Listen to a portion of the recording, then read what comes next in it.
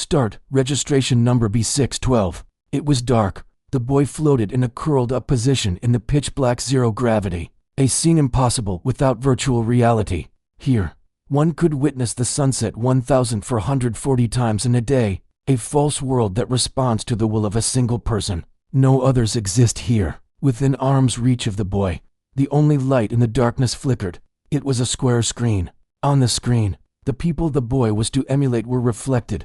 They were shouting vigorously. Toni Morrison, Sadako Ogata, Lyndon Johnson, Martin Luther King, John Kennedy, Winston Churchill, Adolf Hitler. He had watched them long enough to have memorized them. The boy, snowed under emotions, could easily imitate their words, intonations, and gestures. To become an actor, one must learn to act. As he immersed himself in acting and became more proficient, the boy's melancholy grew deeper. But it was an inevitable effort to obtain the star. The star was needed to ensure the rose wouldn't wither. The rose had thorns but was beautiful. He didn't want to see the end of something beautiful, even if he bled while holding it.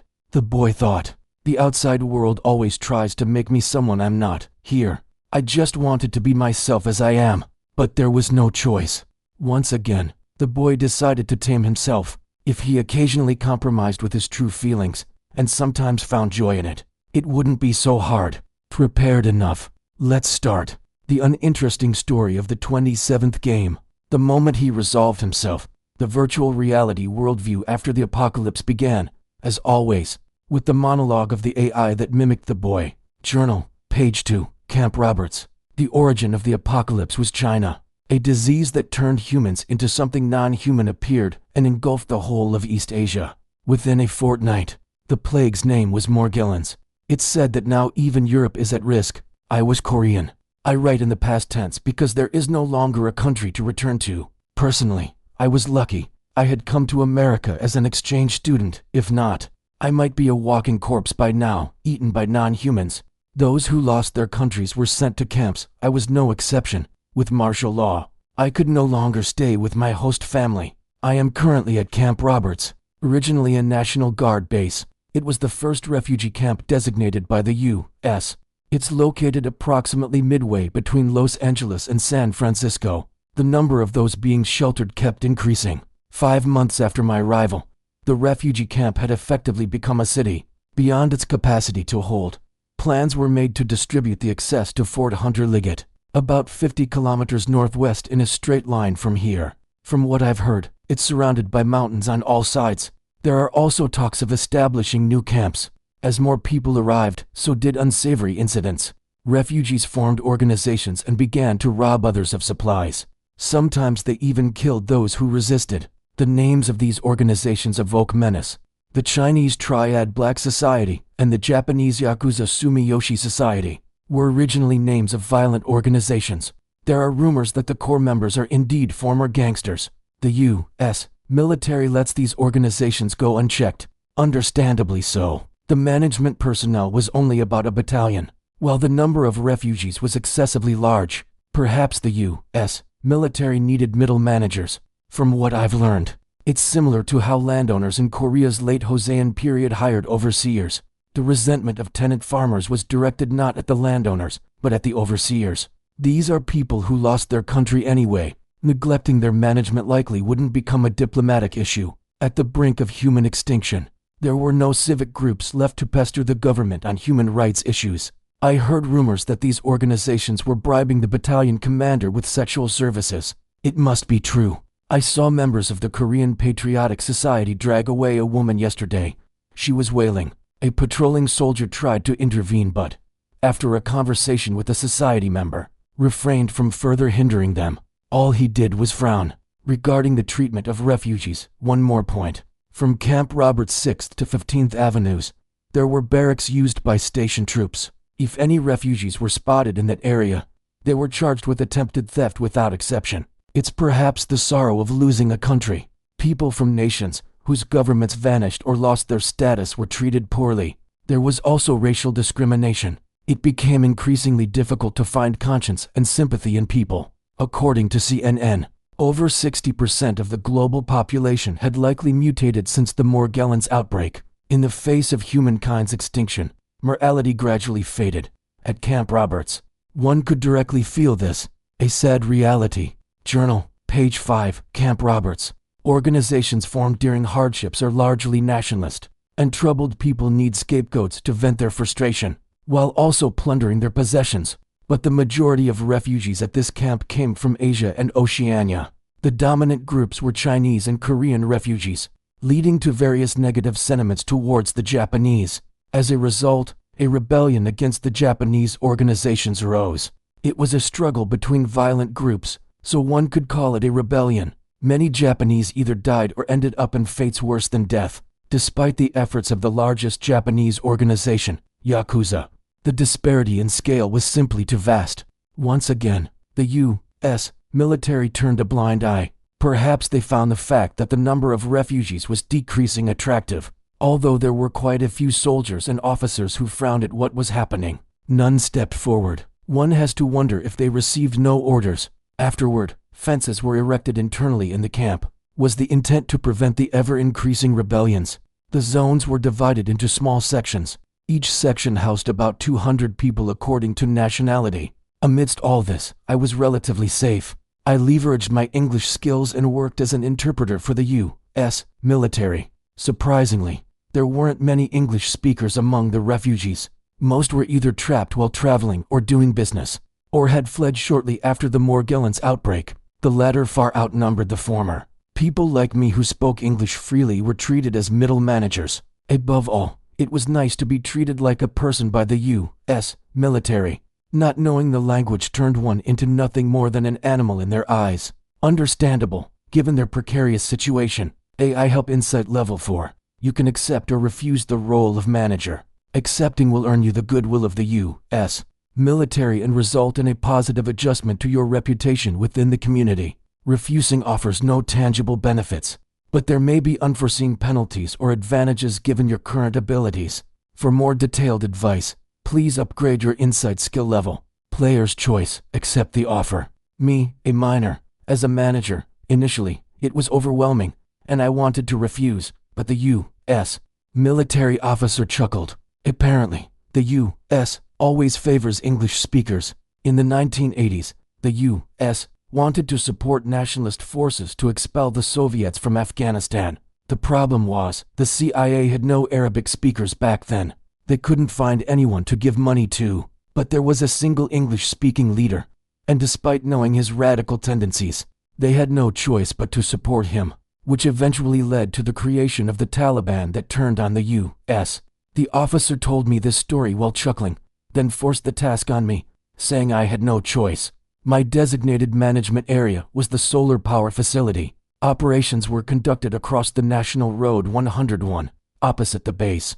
There was a need to periodically clean the panels and install new panels and transformers. With the increasing number of refugees, Koreans were mobilized for this work. During the operations, I also distributed food. Adults, likely twice my age, tried to humor me. Hidden behind their smiling faces was a vile heart. Many adults thought they could deceive me because I was young. I found it creepy. Various organizations tried to recruit me. Rationally, I thought I should join one. The number of English speakers was bound to increase. My position might become precarious at any moment. AI Help Insight Level 4. At this point, you can decide to join a specific organization. Joining a group will provide various benefits, but it also means you may become a target for others. Player's choice. Do not join any organization. But I didn't want to join anywhere. At one point, the Korean Patriotic Society suggested that if I joined their organization, they would give me a Japanese woman. Honestly, it made me feel sick. When I refused, they seemed to think I was playing hard to get. They spewed filth about whether another organization offered better conditions, or how I should consider the organization's size and future rather than just the conditions. I was even asked if I liked men later on. Maybe I'm naive about worldly matters, but for now, I still wanted to act like a human being. Journal, page 11, Camp Roberts. News broke that an outbreak occurred in San Francisco. Given the camp's isolation, news always arrived a few days late. Considering Asia was rapidly devastated, even with preparations, San Francisco Bay Area including adjacent areas like Oakland, Berkeley, San Jose was likely a living hell by now. As proof, transport vehicles flooded into the camp from dawn. The races were diverse, but the majority were whites and blacks, judging by their chatter. Most were speaking English. They were likely survivors who escaped the city. The guards, U.S. military soldiers, were tensely on edge, visibly sharper naturally so. After all, there might be infected among the survivors from San Francisco. Morgellons still has no vaccine. Once infected, there's no way to prevent mutation. The refugees were perceptive. They clamored to be placed away from the new American arrivals. Originally, the places used by refugees were given to American citizens, and the refugees settled in tent villages expanded westwards beyond the base's water towers. Shortly after the evening rations, I overheard some refugees plotting an escape. AI help insight level 4. You can choose to escape the camp with them. Report this to the camp command, or do nothing and let events unfold. Escaping the camp will end the tutorial, while reporting will earn you the goodwill of the U.S. military, but negatively impact your relationship with some refugees. Doing nothing will result in a minor downgrade to your willpower. Player's choice, do nothing. For a moment, I considered fleeing with them, escape the camp and dash towards the safe Midwest. But the issue was how to survive as a fugitive. There's a risk of being shot on sight. What about reporting it? That didn't sit well either. People would bear grudges against me. I wanted to avoid being quietly killed. The military would take some measures, but it likely wouldn't be adequate. They've been stretched thin for a long time too. So I decided to do nothing. Was this okay? Feelings of self-condemnation rose. Willpower reduction adjustment triggered above detailed numbers unknown. Late into the night, gunshots rang out repeatedly. I covered my ears and forced myself to sleep. But in the end, I couldn't fall back asleep. At dawn, when I stepped outside, the barbed wire was blood-stained. Torn flesh and scraps of clothing were messily caught on it. Beyond the barbed wire, in the wasteland, death was rampant. Birds flew in and pecked at the corpses. How many died, and how many succeeded in escaping? I skipped breakfast. I had no appetite. Journal, page 16, Camp Roberts. The infection spread further. Reports stated that an unidentified infection variant had breached the San Francisco Bay quarantine line. Just 4 days later, Sacramento went up in flames. Despite the massive deployment of federal and state guards, stopping the mutated citizens proved to be beyond their capabilities. It said nearly 70% of the city's population mutated. In numbers, that's over 300,000. While those creatures may lack the intelligence they had as humans, their physical abilities surpassed those of humans, and the violence of numbers was overwhelming. Refugee camps in the suburbs were decimated, even if only a few. The numbers ran into the tens of thousands. After conducting maximum rescue operations, the military dropped several nuclear bombs to the east of the city. It's a stopgap measure. China, the first country to collapse due to Morgellons, was a nuclear power. When it could no longer control the infection, it used massive amounts of nuclear weaponry on affected areas. Unfazed by accusations of abandoning its citizens, their stance was that the infected could no longer be seen as human. However, there must have been citizens there who had yet to be infected. Immediately after using the nukes, the number of infected mutations sharply decreased. The military was deployed, and it seemed to regain control. But soon after, the infection surged again exponentially. Experts speculated that materials contaminated by the Morgellons pathogen got swept up by the nuclear explosion's updraft, then scattered along with the fallout carried by prevailing winds. In the end, by using nukes, China led to its faster collapse. Prevailing westerlies blow over the U.S. West Coast. Dropping a nuke on Sacramento meant there's a high chance the contamination would spread to the central U.S. FEMA before the nuclear attack commenced. Supposedly issued evacuation orders for all residents in California's unaffected areas and Nevada and Arizona. The refugee section of the camp was in silent pandemonium. There were strong protests demanding that they should be evacuated too. It led to tragedy. When the now radicalized protesters toppled the garrison fence, the U.S. military opened fire. Thinking coldly, even the National Guard soldiers were probably desperate to flee. Overreaction from soldiers suffering from anxiety, fatigue, and depression was beyond control, even for the officers. In mere minutes, over 700 people were massacred. Fear overwhelmed the people. The anxiety of not knowing when one might die was no match for the immediate terror of possibly dying right then. An eerie stability settled in. Later, I learned that infection mutations had appeared in the small town of San Miguel to the south. Now both the north and south of the camp were infected zones. It was the reason the federal government abandoned plans to transport refugees. The military base here was similarly trapped. Incidents of violent soldiers assaulting refugees occurred repeatedly. From their perspective, they likely felt they were in danger because of the refugees. Clacky's Corner. Ossuary, a container or room in which the bones of dead people are placed. The story seems to be post-apocalyptic with VR above AI. Need a couple more chapters to familiarize with the story. Also, not gonna lie, with the journals, it feels similar to the journals in Clair Obscur. Journal, page 21, Camp Roberts. Food supplies were dwindling, and it had already been a week since the government last sent a relief helicopter. Many places needed aid, and there were not enough aircraft. Supply through vehicles was postponed due to high risk and potential losses. Communication lines seemed operational, but it was evident that the U.S. government was losing control over the California area. The stock of hygiene products, which was insufficient to begin with, had run out. People's spirits were growing more vile. The season was transitioning into late autumn. Camp Roberts was not prepared for winter. Heating arrangements were necessary, and there was not enough food or supplies. The refugees within the camp decided to accept volunteers to go out and find what was needed. The camp commander gathered the representatives of the refugees to pool opinions. Since the living dead wandering outside the fences did not discriminate between people, it was deemed fair that volunteers, too, should not discriminate based on age or gender. Except for the very young or the very old, everyone should strive to survive. The biggest motivation for those making this argument, of course, was not fairness.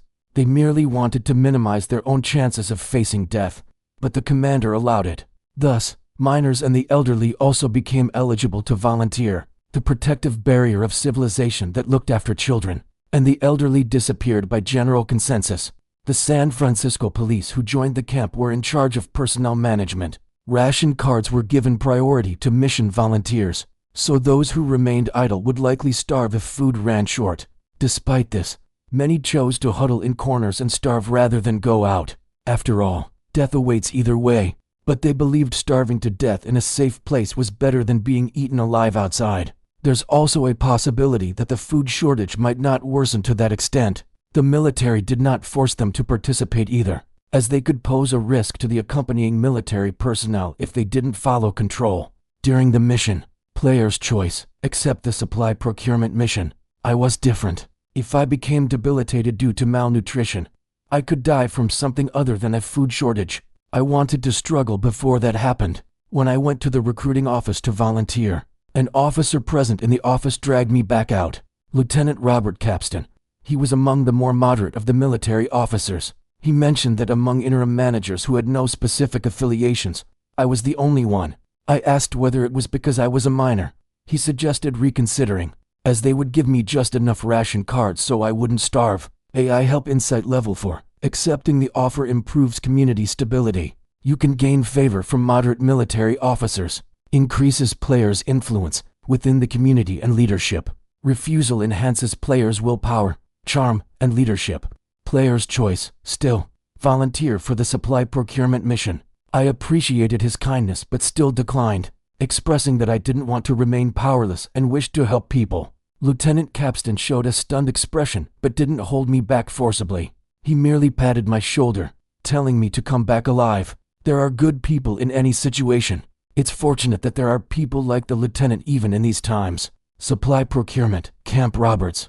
This was the setting. Situations preceding the game were provided through videos and journals, varying based on the set nationality, gender, age, occupation, traits, and starting point. Even if restarted under the same conditions, the content would not be completely identical. That was why the boy paid close attention to the journal, even after dying and restarting multiple times. Except in rare cases, the journal presented in a monologue format contained a wealth of information about the player's situation. The virtual persona narrating the journal became more refined with each cycle, gradually learning the player's tendencies. To the boy, viewing the journal was not a tedious task. The monologue served as narration, allowing him to experience it as virtual reality. However, he merely felt unilateral outcomes rather than making decisions on words and actions. It was akin to an ultimate evolutionary version of a 4D movie. The boy looked around. Under the early morning light, rows of yellowed white tents and gloomy military tents stretched out. The camp's size was close to a city. People avoided meeting each other's eyes. Following the holographic guide visible only to the player, he sought out the mission, when a heavy and low rumbling sound was heard nearby. When he first played this game, he had no idea. Now, he knew just from the sound. It was the sound of someone stabbing another with a pointed object. A woman, who had dropped a knife with a clang after seeing a middle-aged man clutching his stomach in front of her, looked around and caught sight of the boy. Flinching and hesitating for a brief moment, she grabbed the ration card from the dying man and bolted away, keeping an eye on the boy. The boy watched the scene with narrowed eyes, simply observing. This wasn't the first time he played this game. Knowing from multiple deaths how events proceeded, he understood the woman was merely a low-level member of an organization. Chasing her would mean facing the entire action unit of that organization. Different areas made different sounds when stabbed in a person. The boy knew from experience. It was inevitable. The enemies outside that fence, the infected mutants, were originally human. The stabbing sensation was not much different from that of humans. Most importantly, in the virtual reality world of after the apocalypse, humans with evil inclinations posed a greater threat than the infected mutants. Even those with good inclinations might commit murder when driven to desperate situations. Ultimately, it was a world where progression was impossible without killing people. A notification blinked with augmented reality holograms. Fewer messages have arrived. 77 messages. Please check the logs. It had been blinking for some time. Reluctantly, the boy opened the message log. A semi-translucent window categorized into system logs, general message logs, and viewer message logs popped up. Viewer messages were only active when playing games as a public broadcast. Upon adjusting the tabs, multicolored strings of text filled the vision. Dodo's princess, Appa, why aren't you chasing that woman? Salhe, chase her and kill her. You are Salhe, therefore, you exist. Women only need their lower half. Killing and violating is a man's path. Who's the real man? You're the real man. How real? So freaking real. You're a real man. Scoring 12 out of 10. Only women hesitate. There's no need to waver, just do it. Injang. Damn. The guy above is crazy lol. Is he even aware of the broadcast host's age? Kashmir. Aren't those with posthumous insurance exempt from VR age restrictions? Bandatham. Injang excessively virtuous. Kashmir pretending to know if it's excessive. Oyima. Ryukwan Nai Lao. Oyima. What an old-time person. Bandit confirming he's an old man. Grandpa. Can you still get it up? Golden spoon. Ugh. Filthy commoners. It was deflating. For a boy new to public broadcasting, his face burned. He hurriedly closed the log window, and after hesitating several times, he cautiously opened it again to enter a message. The teletype module of virtual reality instantaneously turned the user's thoughts into sentences, while automatically translating if there was a language difference. Thus, thinking and input happened simultaneously. Hanjio Ul, as announced beforehand, I will not accept hints. Please use polite language. He quickly closed the window. The number of messages was exploding, but he wasn't keen to know their contents. But why such intense rejection and disgust? The boy shivered. A long-forgotten stone in his chest rolled around, painfully knocking here and there. Ignoring it with effort, he hastened his steps. There were several mission signs to follow. Much would change based on the choices, but he didn't hesitate, having already made a decision. A line of vehicles awaited at the destination. They were different from the U.S. military he had seen in life. It couldn't be helped as the era's setting was the early 21st century. An extinction event caused by biological disasters would be less realistic if set on Earth. During the rapidly evolving mid-century, a control AI actively responding to the user's subconscious displayed the vehicles' names. Humvees equipped with machine guns lined up at the front and back of the convoy, with uniquely designed military trucks in between. It seemed they also planned to procure fuel. As to camouflaged military tankers, M978A2 were stationed in the center. The area around the vehicles was tightly controlled. They were evidently wary of refugees attempting to hijack the vehicles. The boy quietly stood in line and waited his turn. Volunteers were body searched before being handed a bulletproof vest, a gas mask, and a duffel bag each. Weapons would be distributed upon arrival at the destination. The sergeant in charge of frisking repeated mechanically. When it was his turn, the black sergeant, chewing gum, looked less than impressed. Too small. Are we accepting volunteers like him? It's not mandatory, the sergeant grumbled, but the corporal beside him interjected. The sergeant was new, but the boy had met the corporal before. Glancing sideways, He continued speaking. This kid's favored by Lieutenant Robocop. Says he volunteered claiming he wanted to help people. How can you believe that? He has no organizational ties, speaks decent English, and lately, he's even picking up bits of Japanese and Chinese. Could be useful for managing volunteers. Robocop was Lieutenant Robert Capston's nickname. It sounded similar when you pronounced the initial parts of his name and surname together. Mentioning Japanese and Chinese referred to the skills the boy acquired through investing experience points, rather than originally knowing them. It was more akin to a translation system operating through system compensation. Language was an extremely crucial survival skill in the virtual reality world of After the Apocalypse, where social interaction was paramount. The sergeant asked, "How old are you?" Once again, the hologram displayed the help and cues from the interface and control AI, which automatically responded to the subconscious and situation. It showed appropriate dialogue, keywords, and hints, differing based on the player's intelligence and the height of leadership skills like insight, perception, and deception. For now, it merely displayed the character's age setting.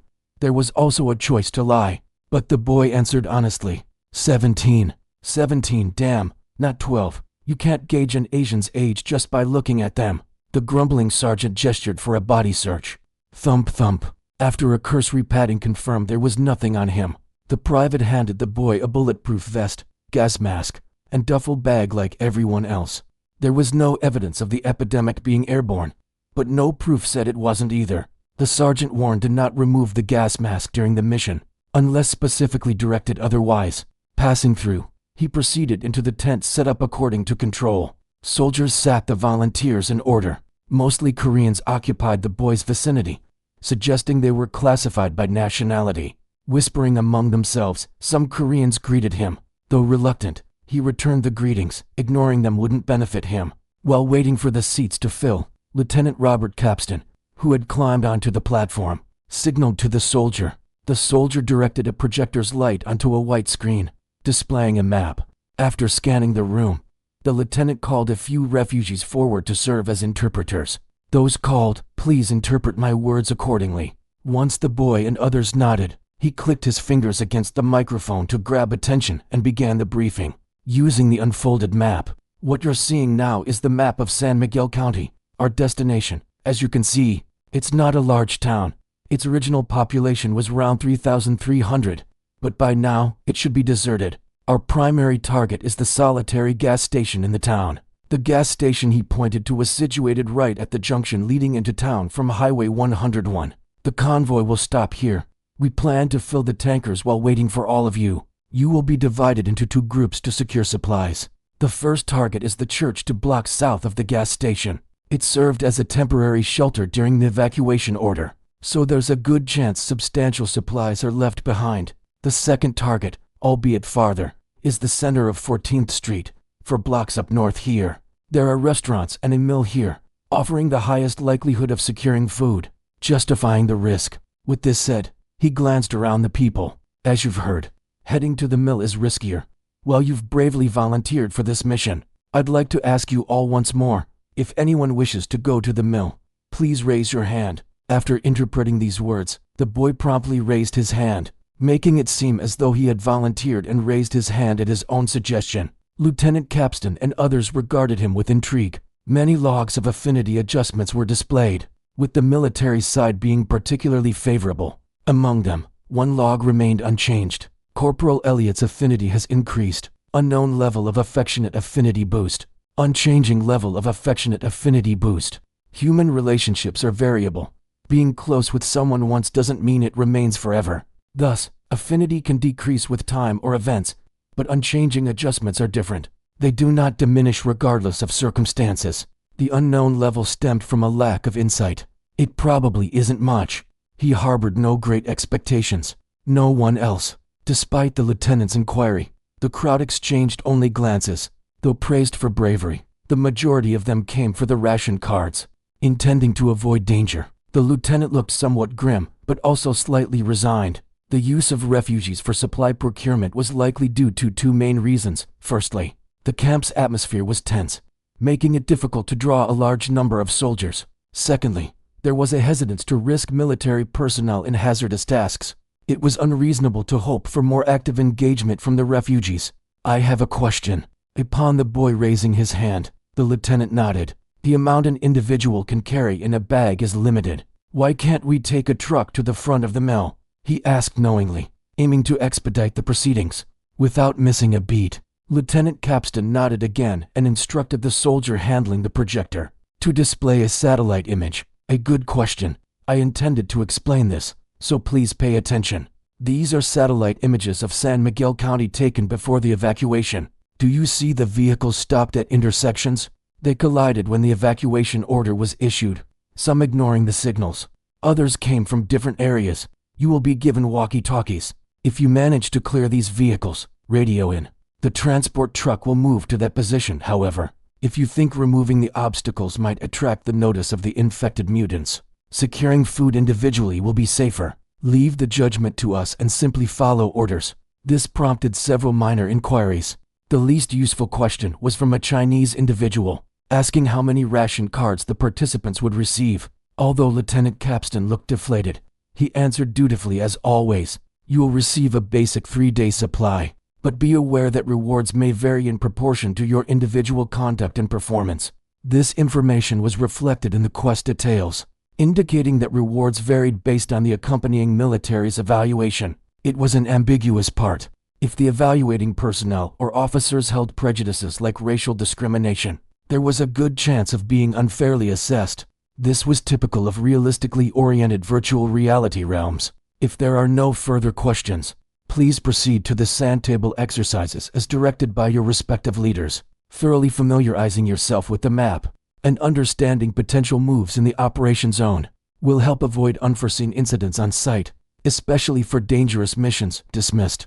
Upon Lieutenant Capstan stepping off the platform, sergeants and corporals took over the management of volunteers. Sand table exercises, as the name suggests, involve training with maps to familiarize the operation area and discuss potential movements. For players, these exercises offered a chance to acquire a mini-map.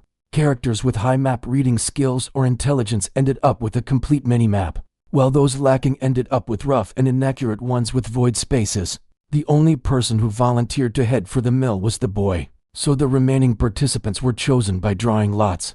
The ones selected were invariably crestfallen, essential as it was for safety. The process didn't require much time due to San Miguel County's diminutive size. Regarding difficulty, it corresponded to the tutorial, the introduction phase. It mustn't be overly challenging. Intermission. Character setting advice. The character settings of the player significantly impact the progress of the game. Depending on the starting nation, there can be discrimination based on race, nationality, and gender. Enduring such discrimination grants an experience boost. Minors experience a stat debuff by a certain ratio, but earn an experience boost in return. Clacky's Corner. A few things I learned in this chapter. 1. The MC is a boy. His name above handle is Hanjio Ul. 2. He is broadcasting above streaming his gameplay. 3. Apparently this is a streaming novel. 4. The game he is playing is after the apocalypse. The previous translator translated it to days after apocalypse. 5. I'm tired now, and my brain isn't working properly. I need rest. Supply procurement to Camp Roberts. After completing procedures like strategic exercises, tactical movements, basic signals, and mental training, the supply procurement mission was initiated. In truth, it was a mere formality. There was a large crowd seeing off the vehicles as they departed. It was unclear what their motivations were for coming out to bid farewell. If one had a high rank in leadership skills like insight or perception, they might have been able to read such motivations. Thinking about skills prompted the subconscious to react, and the control AI output a help message. AI help insight level 4. There is currently unused excess experience. Experience is consumed when acquiring skills, and the player's basic attributes are also enhanced through skill acquisition. Acquiring skills without preliminary knowledge requires a lot of experience. Simply confirming the existence of a specific skill can also consume experience. When the player has sufficient preliminary knowledge and experience regarding a skill, the experience required for acquisition decreases. Preliminary knowledge can be obtained through books or familiar NPCs. Additionally, for skills acquired in a previous playthrough, the required experience for reacquisition decreases based on the number of times it has been acquired. Depending on the situation, even without any preliminary knowledge. Obtaining skills by using a lot of experience might be beneficial. The choice is up to the player. He already knew this information. The boy opened his skill list. Skills of which he had no knowledge did not appear at all. There was a way to put in specific keywords to check the existence of related skills. But, as the control persona warned, doing so consumed experience. Also, acquiring the skill afterwards required several times more experience. This was known as the unknown penalty due to ignorance. For instance, a player could acquire high-level skills in mechanical engineering without any relevance, but it would consume a tremendous amount of experience. This seemingly unnecessary cost had the advantage of instantaneously acquiring specialized skills that would otherwise be difficult.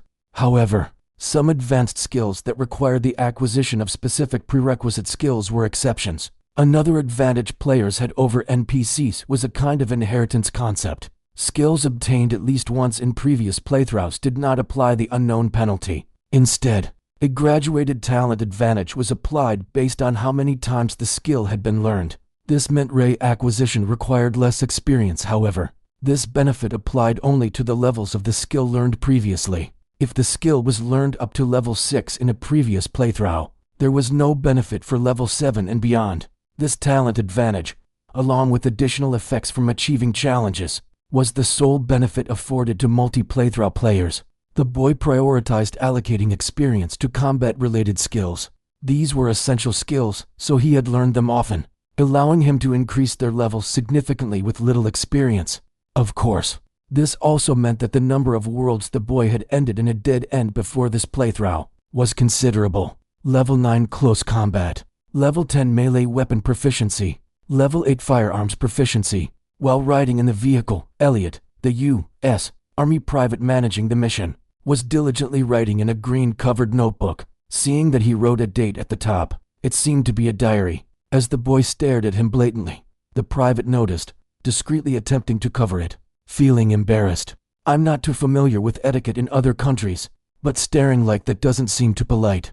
My apologies, it was unintentional. It's not a big deal, though. Corporal Elliot shut his notebook and tucked it away. It seemed to be a supply notebook. The functionality notification in a corner of the boy's view blinked. It was the time acceleration function. While commuting to a specific location or wanting to shorten the time until a mission started, one could use the acceleration function to make the time in virtual reality pass quickly. The situation in between was determined by the control AI's situational computation, providing necessary details in journal form if the player needed to know something. In essence, time acceleration was another way of expressing progress in journal form. However, using time acceleration at the early stages rather than mid to late stages was considered unwise. This was because gains from minor incidents and human interactions couldn't be ignored at that point. Sure enough, someone spoke to him even while he remained still. "Hey, kid, what's your name?" a soldier from another seat asked, judging by skin color. The soldier was mestizo, even in the U.S. Known as the melting pot of races, the diversity within the military stood out, and he was amongst them. The name on the dog tag wasn't typical Anglo-American. Gilherme. Though he could recognize the spelling, he was curious about the pronunciation. Seeing only fragmented characters in a hologram, it signified a name format unknown to the player. "My name is Goul. Gaul. It's Korean, it means winter." Oddly, the pronunciation sounds kinda like mine. The boy pointed at the name tag and asked, "How is it pronounced?" The soldier seemed amused, as the boy tried to gauge his mood. Level for insight activated. They seem fascinated by the composure amidst a tense environment as everyone else is intimidated or nervous. They likely think you have guts. There is a 72% likelihood of error above to reduce the possibility of error. Higher levels in insight and perception as well as intelligence adjustments are needed. Ah, so that's it. It was motivation deducible within reasonable assumptions, the soldier answered. "Just call me Gilherme, Sir Gilherme. Just Gilherme's fine." Fellow soldiers laughed merrily. The translation of the Korean honorific name was passing over as Sir, prompting his mock complaints, claiming it wasn't even playful teasing. In reality, there was little time for conversation, since they were only 5 kilometers away. The village's outline began to appear shortly after. Even from a distance, it evoked a dreary atmosphere. Unrest stirred among the refugee support team. Sir Gilherme heaved a stern sigh. "Pretty eerie, I was annoyed about being stuck due to lockdown, only to end up seeing this after finally stepping out. Lockdown referred to restrictions on leaves and passes, usually associated as a disciplinary concept following military infractions. Yet, currently, all soldiers were basically prohibited from going beyond base limits. The convoy proceeded along a road branching left from the highway. As the gas station lay south of the village, it seemed like the convoy was bypassing the village. The gas station sign came into view, with a mark of 2 intersecting blue and red bars pointing downward. The well-known Chevron logo, along with the company name, could be discerned. Corporal Elliot retrieved keys from his pocket to unlock the gun carriers. They were metal frames where firearms were placed and locked. You probably received prior instruction, but do not attempt to flee. If you are spotted during aerial reconnaissance while moving east, you will be shot without warning. Given that a general mobilization order has been issued, there is also no chance of safely crossing the quarantine line. It is crucial you comply with my control, depending on the situation. Summary execution on site could occur. Is this understood by everyone? The refugees nodded silently, their faces somber. Having heard the moving convoy, several infected mutants burst out from the village. The soldier in the leading HMMWV's turret fired immediately, not with the mounted machine gun, but using a personal firearm modified with a suppressor. GRRRR. Mutants running alongside, emitting low groans, collapsed in chaos. Just from watching their run, it was clear they weren't normal, yet their speed was frighteningly fast. Even after being shot, they struggled, attempting to rise and continue running. Movement couldn't be adequately stopped solely by pain or bleeding. Unlike regular humans, for your safety, please remain seated. The situation ahead will be handled. Corporal Elliot chided, but the refugees remained unyielding. Another soldier, Private Blake, grumbled. I heard the San Miguel area was already evacuated early and had almost no mutants left. Yet, upon arrival, we're greeted like this. They probably wandered in from elsewhere. Private Gilherm replied curtly, his rifle pointed beyond the railing, eyes vigilant. Shortly, the convoy came to a halt, as awkwardly moving tanker trucks crawled toward the gas station. Weapons such as guns, bayonets, and machetes were distributed to the refugees. Despite selecting individuals with relatively stable mental states, there was a clear wariness about accidental discharge. The boy also received a weapon. The blades were surprisingly sharp, having been sharpened with electric grindstones. When passing by, he had seen sparks flying off, akin to those seen from toy fireworks. Disembark. At the low command, soldiers led the refugees off the vehicles. According to prior arrangements, soldiers undertook all-around vigilance, while the soldier in charge of guiding the refugees performed a head count. Meanwhile, troublesome noises drifted from the gas station. Damn, it's a card-operated pump, and the lock won't disengage. Now what? One sergeant, as if vexed, scratched inside his helmet. A handful of dandruff fell onto his shoulders, visible despite the considerable distance.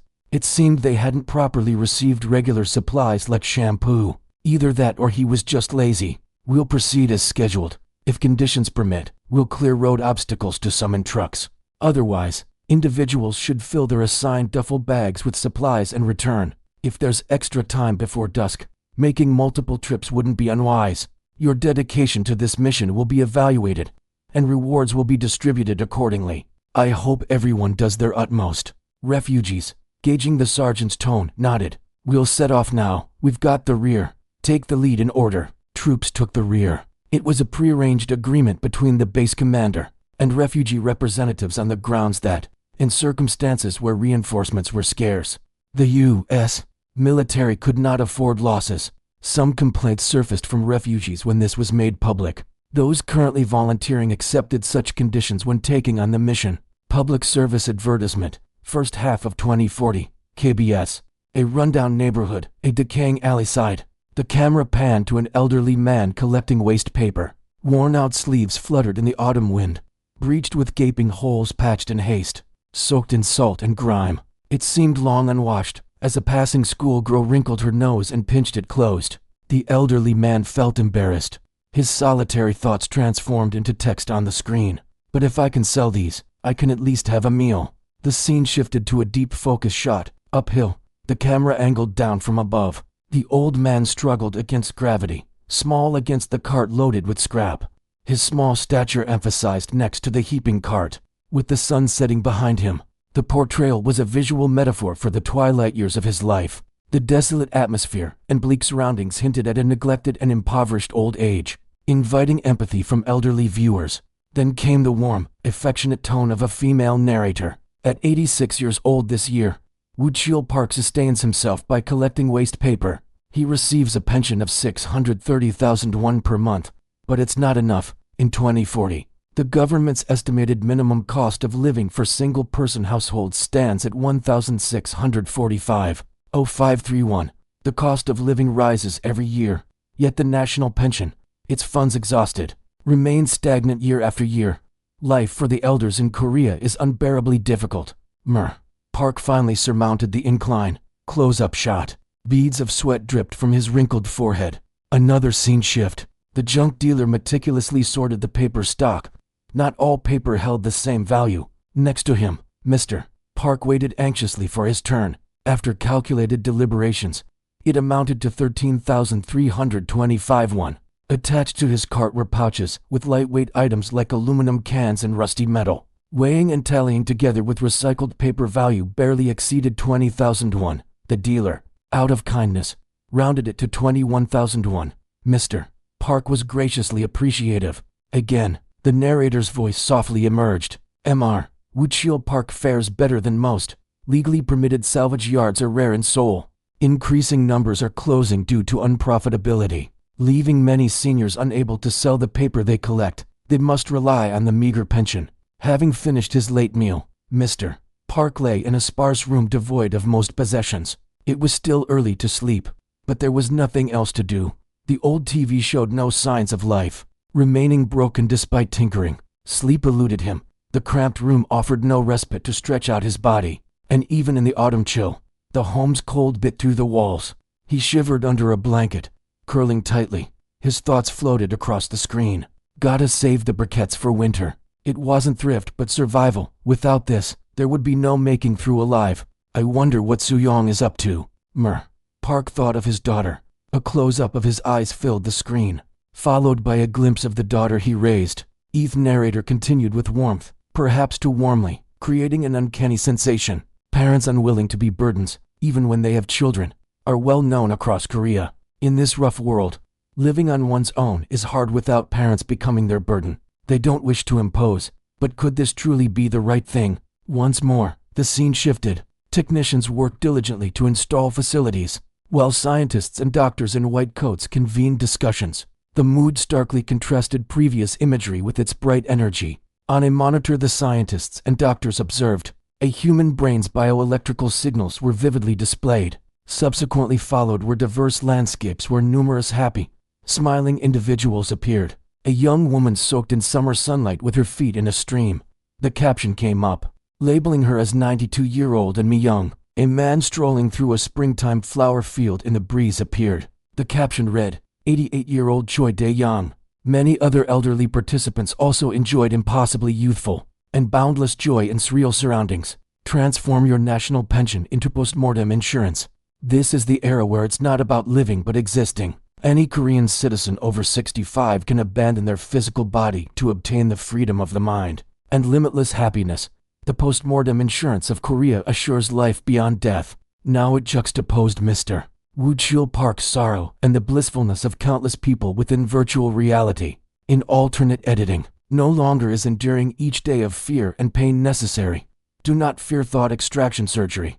There's lower risk of surgical failure than a plane crash. The globally recognized technology of the postmortem insurance agency's life support devices and neurological connectors will maintain your brain's health beyond its natural lifespan. Should virtual reality seem unfamiliar, request a pre-experience.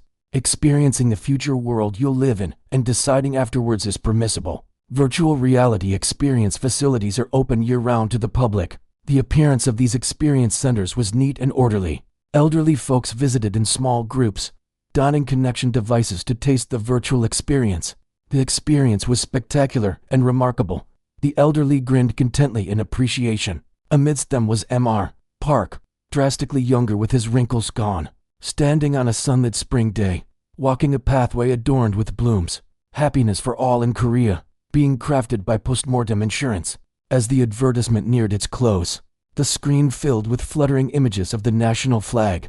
This campaign is brought to you by the Public Service Advertisement Council, National Pension Service, and Postmortem Insurance Agency. Clacky's Corner. Damn, that infomercial at the end. It seems this future is pretty bleak, with VR as an escape instead of a recreation. Supply Delivery 3, San Miguel. Typically, a motel and restaurant are located near gas stations along American highways. San Miguel was no exception, with 2 restaurants across the road and a motel situated diagonally at the intersection. While the soldiers were keeping guard, refugees wearing gas masks held tightly onto firearms, machetes, or axes and began searching the nearby restaurants.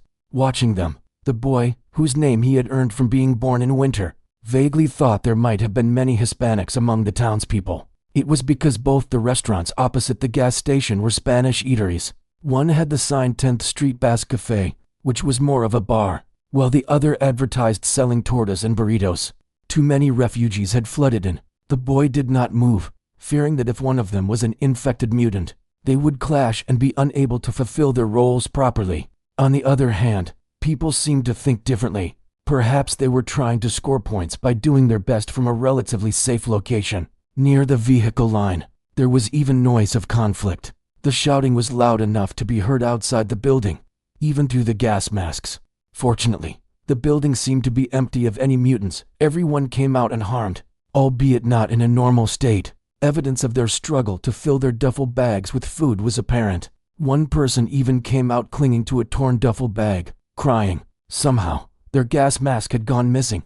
It probably came off during the scuffle. They were scolded by their supervising sergeant and had to go back inside. A large refugee volunteer arrogantly climbed onto the truck, holding a duffel bag stuffed full. He was, embarrassingly enough, Korean, even though it was a game.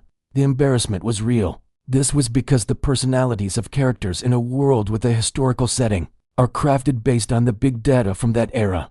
The man demanded the boy translate for him. It was frustrating, but he relayed the words. "I've done my part. I'm not going out there again." Upon hearing the translation, the soldiers, non-commissioned officers, and officers all had their expressions collapse. Corporal Elliot grumbled. It was a foregone conclusion, but it was already a mess from the start. The man hugging the duffel bag while sitting in the truck's cabin asked what the U.S.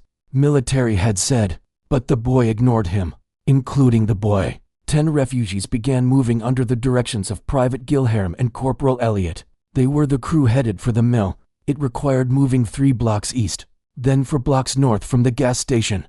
Before more gallons, it was a short distance one might casually walk. Now, for survivors, it felt like an unbearably long distance.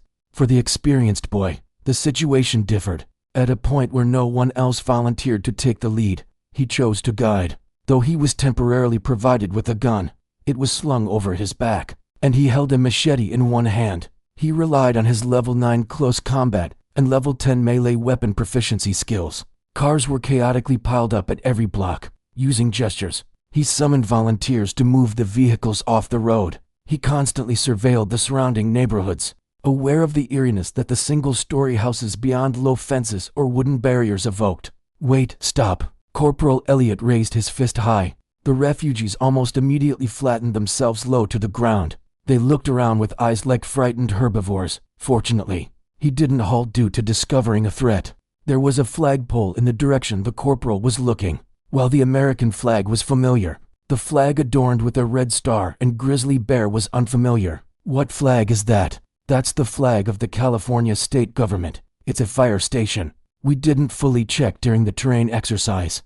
Private Gilham answered. Indeed, beneath the bear, it read California Republic. Following Corporal Elliot's decision, they agreed to explore the fire station building. Though not hopeful for food, medical supplies like painkillers, antibiotics, and bandages were crucial supplies. Furthermore, a fire truck could be essential if they ever needed to leave the camp. It could be used to transport potable water. Even a small 5-ton fire truck could easily carry 3,000 liters. Elliot said, laughing. Once again, the boy took the lead in entering, though they said it was okay to rotate turns. He didn't care. A notification showed a slight increase in the 2 American soldiers' affection ratings. It was insignificant, bearing little meaning. There was no need to rejoice over minor changes. The fire station was single-story, in line with the small scale of the village. The office was attached right next to the garage, but unfortunately, it was made of specialized glass, making it impossible to see inside. The boy knocked on the door with the back of his knife. It should be audible enough inside, yet not loud enough to be heard far away. However, from the perspective of refugees with hearts in their throats, it must not have seemed that way. One of them snatched the boy's collar, asking if he was insane. "Hey, that's enough, isn't it?" Gilherm swayed left and right with his gun. It indicated to back off.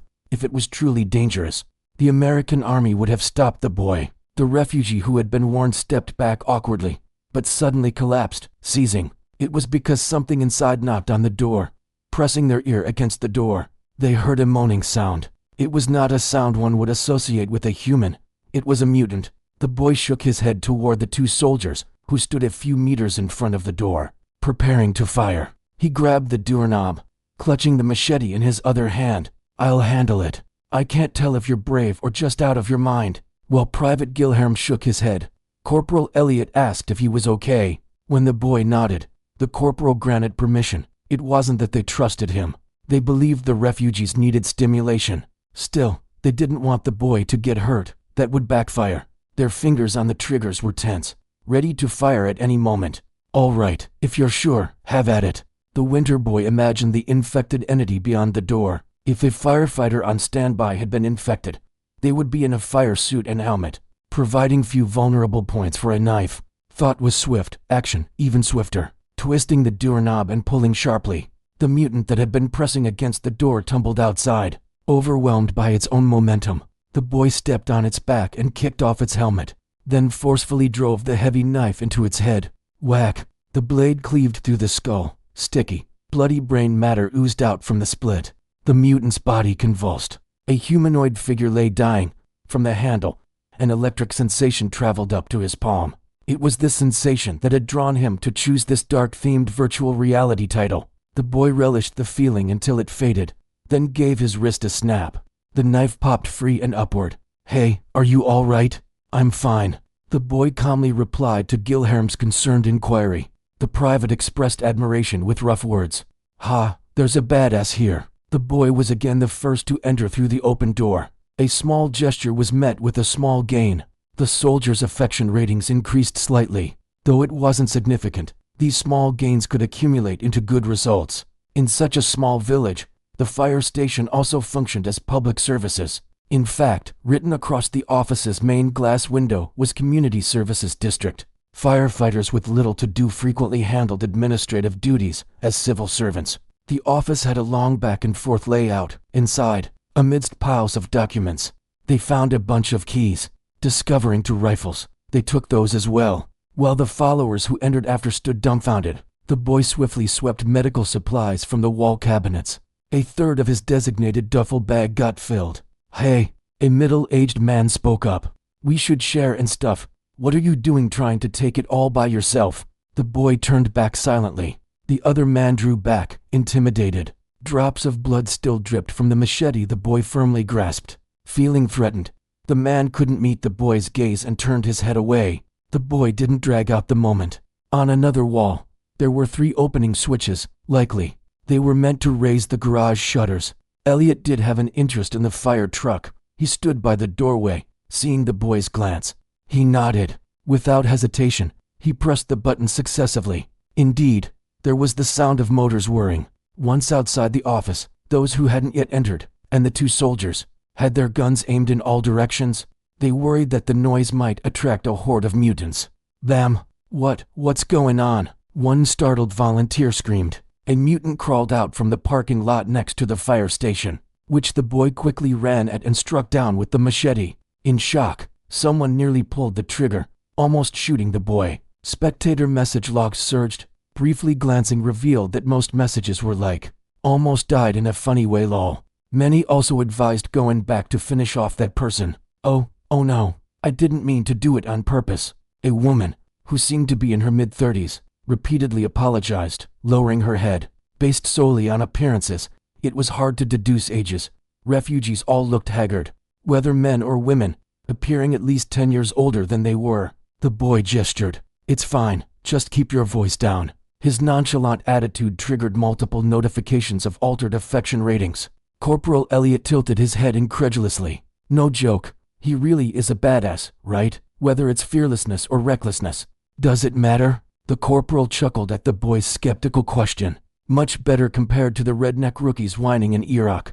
We'll count on you. Thank you.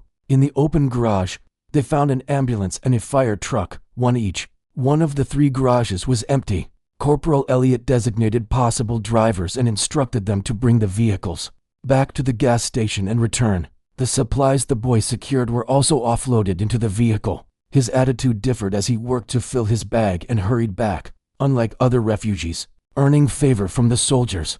Yet, the 2 selected drivers seemed indecisive. Do we really have to come back? The sulking refugee earned a rough shove from Corporal Elliot. Of course you have to come back. The boy translated the corporal's words.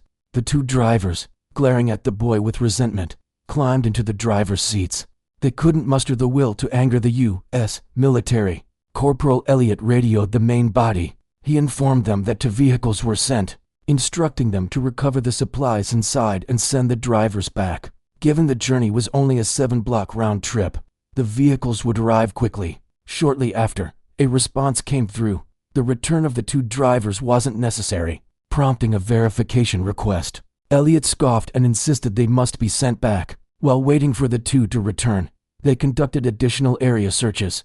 Being close to the town center, there were visible buildings like cafes and diners. There was a little unnamed restaurant, and a medium-sized joint named Jackson's Old and New. Notably, the ranch, which openly declared they served Mexican food, as initially thought. The town seemed to have a dominant immigrant population. However, regarding the coffee house, the boy pondered its search value. Hey, look, it says lunch specials on the sign, doesn't it? They must have served meals too. Elliot noted. Indeed, they found canned hams and sacks of flour. 7 people's duffel bags were filled and then some. For the camp commander, they took vacuum-sealed coffee beans. Though likely oxidized and lacking original flavor, even that was a luxury now. Despite additional encounters with few mutants, no accidents occurred. After completing the search, they cleared the road of vehicles. It was partly because the drivers who operated the fire truck trailed back slowly on foot. If you don't hurry, you won't get ration cards. Spurred by Elliot's warning, their pace increased. Private Gilhair muttered a small curse. After rejoining with their 2 members, they advanced another 2 blocks, eventually reaching the intersection with a view of the mill. The boy prepared his mindset. Upon reaching the mill, there were 2 choices. 1. Fill the duffel bags and return. Or 2. Clear the road and call in vehicles. Choosing the latter provided significantly more experience points. But survival through delayed attacks from infected mutants was essential. Even in choosing the former, numerous mutants existed within the mill, presenting complex challenges for those encountering them for the first time. The boy's first experience in the world of after the apocalypse had ended right there. Hey, little badass, Corporal Elliot called out warmly. Think we should call for the truck? What if we secure the inside of the mill first and then decide? It was an obvious proposal, and the corporal nodded in agreement. The past one, preparations for a transaction. The boy ran fiercely on the treadmill. His heartbeat pounded, and sweat trickled from his forehead down to his chest. In the spacious training ground, only he and the trainer were present. The trainer, arms crossed, was a cold man. The intimidating position he held with crossed arms exuded overwhelming pressure. Although the boy wanted to stop from exhaustion, he continued running, aware of the trainer's watchful eyes. It seemed the time wasn't up yet. The 15-minute interval felt unbearably long. It was an exercise he couldn't embrace, one that he simply couldn't bring himself to enjoy. His wristwatch beeped. The trainer signaled for him to stop. It's enough, move on to the next, the trainer said. Panting laboriously, the boy clung to the treadmill's handle, drenched in sweat. The droplets falling from his chin seemed to resemble tears. Lately, there were many moments when the boy felt downcast. He often wondered if he was genuinely crying. Having stopped after running intensely, it felt as if the ground beneath him was still moving. As he hesitated, the trainer raised his voice. Move on to the next. It was a level of coercion nearly reminiscent of the old military times. It reminded him of his father's tales about when the army still operated through conscription. Although the army had long switched to a volunteer system, his father likely heard such stories secondhand. The cycle of anaerobic and aerobic exercises repeated. Despite appearing rough, sensors affixed all over his body monitored and adjusted intensity to avoid overstraining. Even though only the trainer was present, behind one wall, medical staff were on standby, monitoring the situation. Through a receiver in his ear, the trainer listened to their feedback. During the treadmill runs, they strictly ensured that his heart rate didn't exceed 85% of its maximum. It wouldn't do to damage the only product they had. Of course, the product was the boy's body. Today marked the final day for sculpting his physique through exercise. Everyone involved in this transaction stood to receive additional rewards upon its successful completion, and the trainer was no exception. As it was the last day of his assignment as the product supervisor, there was a slight tremor in his actions despite his unchanged expression. Perhaps it was tension. The boy was adept at reading people's emotions and was confident he hadn't misjudged. Yet among those emotions, there wasn't a hint of sympathy, fondness, or concern directed towards him. They looked upon him merely as a product. Everyone he encountered after the transaction was decided. Even his parents seemed to treat him as nothing more. That saddened him. He hoped, at least, that his family would be different. Who am I making this sacrifice for, after all? Perhaps because of that, the boy desperately sought warmth every time his eyes met another's. None. He hadn't found any yet, and doubted he ever would. The trainer, among those overseeing the product, was one of the individuals he had known the longest. He had hoped to see something different at their farewell. Suddenly, just like a passing seizure, an entrenched anger inside him threatened to erupt with heat. It was something he had experienced occasionally since he was a child. The boy emptied his thoughts. The suppressed emotions, rattling around his heart like pebbles, sank beneath the calm waves of silence he conjured up. They submerged. When the final training session ended, the boy expressed his gratitude. "Thank you for everything. You've worked hard." The trainer responded briefly. "Take care of yourself. It's an expensive body." Yes, still, he wished to be remembered with a smile in their final moments. Soon enough, there wouldn't be many days left where his body was visible as his own to others. So, he decided to wear the smile that had endeared him to friends since childhood. Although he couldn't quite pinpoint its charm in the mirror, it was often described as anything but ordinary. The trainer flinched. Though the boy had an uncanny ability to read others' minds, he couldn't decipher the meaning of this reaction. It might have helped if he could see the trainer's eyes, but they were obscured by sunglasses. In the end, he became a person he parted ways with without knowing his name. Names are truly important, after all. Surrounded by numerous guards, he returned home with the medical team and his family. The house. It was unfamiliar, distinct from the home he had known. It was large and towering. The sound of the approaching car must have reached someone's ears because, before anyone else, a small figure burst out, opening the door and running out. His younger brother, who adored him, ran to him with an exclamation and embraced him. He was still too young to understand. "Wow, it's brother, he." The boy lifted his brother, who was 10 years his junior, with ease. The child was delightfully surprised too. In the past, he wouldn't have been capable of such a feat, but gaining strength through exercise had made it possible. Hugging the small, warm body, the boy smiled. "Have you been well, praying?" "Yes, just like you said. I ate a lot, listened to Mom, Dad, and Sister, and waited for you." "Well done. You're such a good boy." The rest of the family followed, greeting him with slightly awkward expressions. His parents behaved as if they bore some guilt, yet the anticipation shadowing them was much more visible, making the boy feel somewhat resentful toward his parents. His sister's complexion appeared grim, and she looked a bit thinner. She couldn't meet his eyes and repeatedly avoided his gaze. Though the boy felt grateful for her concern, he wished she could meet his eyes confidently. He wanted her to remember. His father scratched his head as he approached. He seemed to exude boyishness, more akin to a boy than the boy himself. Perhaps it was because he didn't bear the weight of life. Sometimes, that aspect was appreciated. He was akin to a friend, far better, indeed, compared to fathers who weren't even friends. But now, a 40-something man spoke to the young boy. "Welcome home.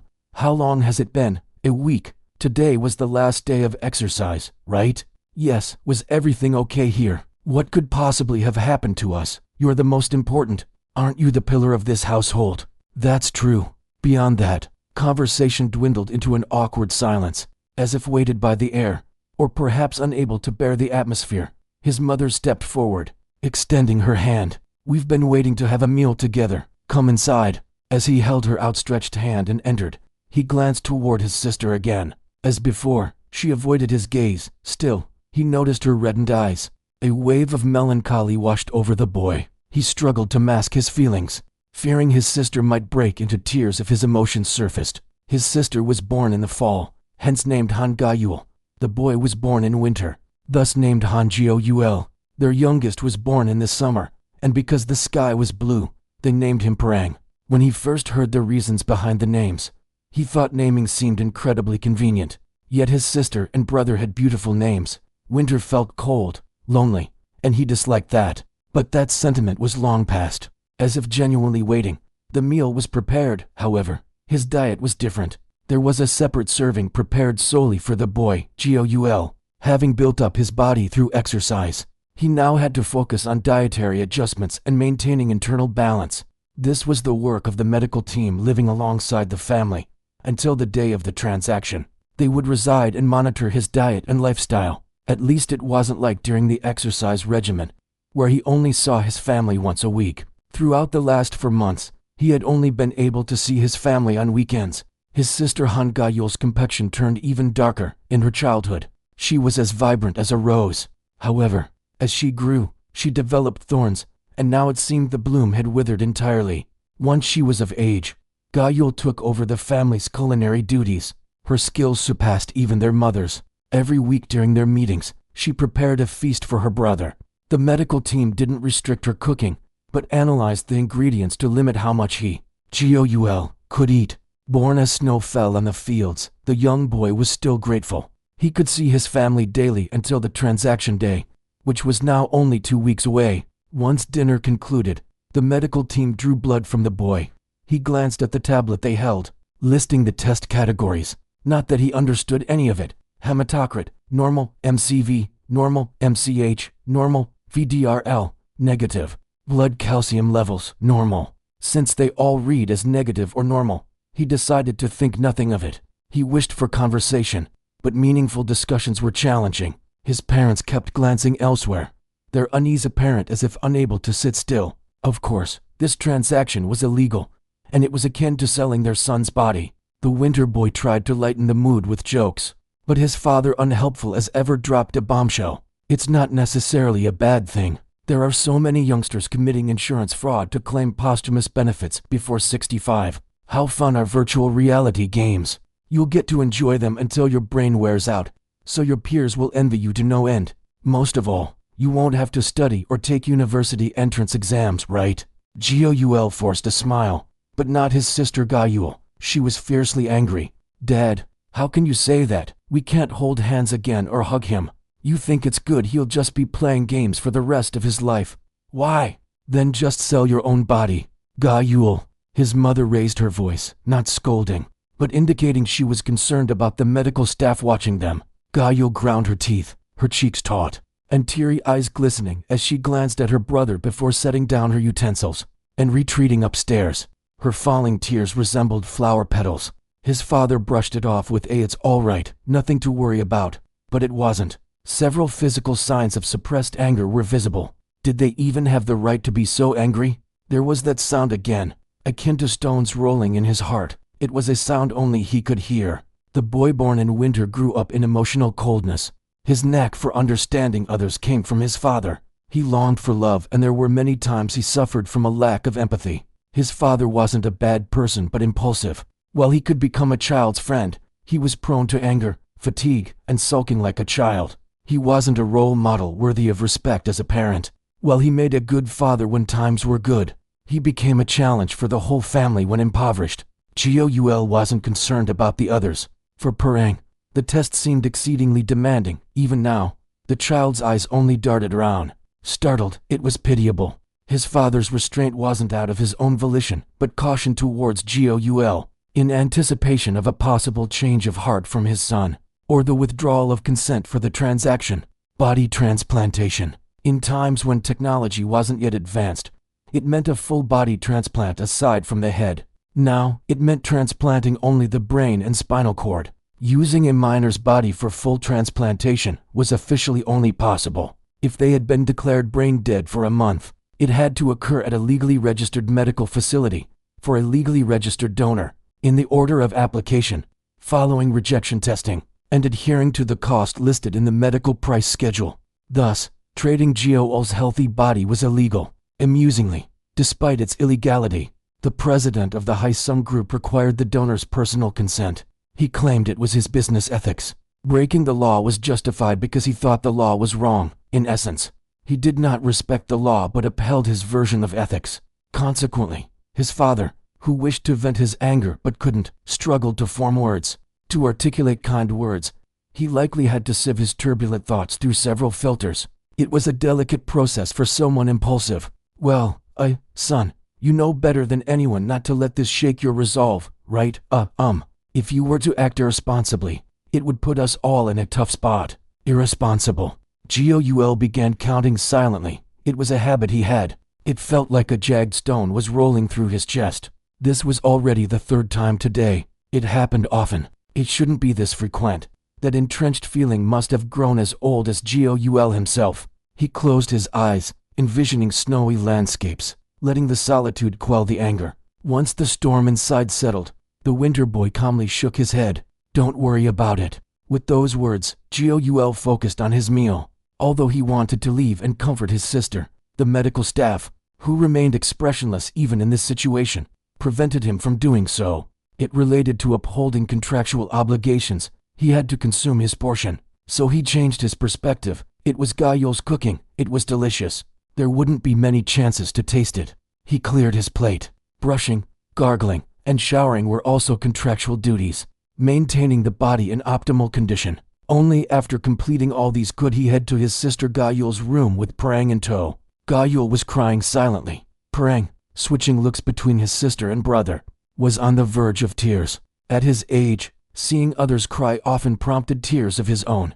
Before Gyoul could try comforting him, Gyoul pulled their youngest into her arms. Having wiped away her tears with a handkerchief, she reassured him everything was fine now. I was just hurt for a moment. I'm all better now. Really, you're not hurt anymore, sis. Yes, really. He. Parang chuckled adorably.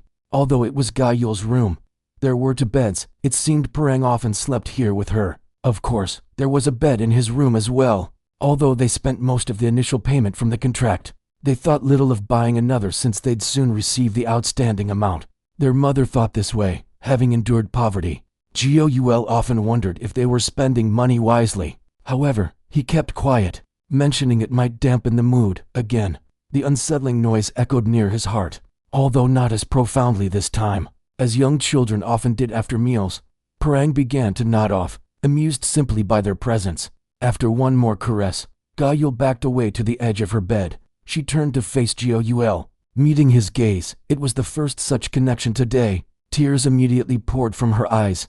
Gyoul was dumbfounded. Sis, what's wrong? As he moved to sit beside and wipe her tears, she caught his hand and sobbed quietly. Amidst the soft sounds of her weeping, her trembling body leaned into him, resting her head against his chest. Her fragile shoulders quivered. Silently, he embraced her. Plop, plop. The sound of droplets falling. Quiet sorrow, though sad. It felt as if something long missing had been replenished. Specifically, the warmth he sought tirelessly in others but never found. With a trembling voice, Gyoul spoke. What do we do? What should we do? Gyoul, it's all right. We can still talk.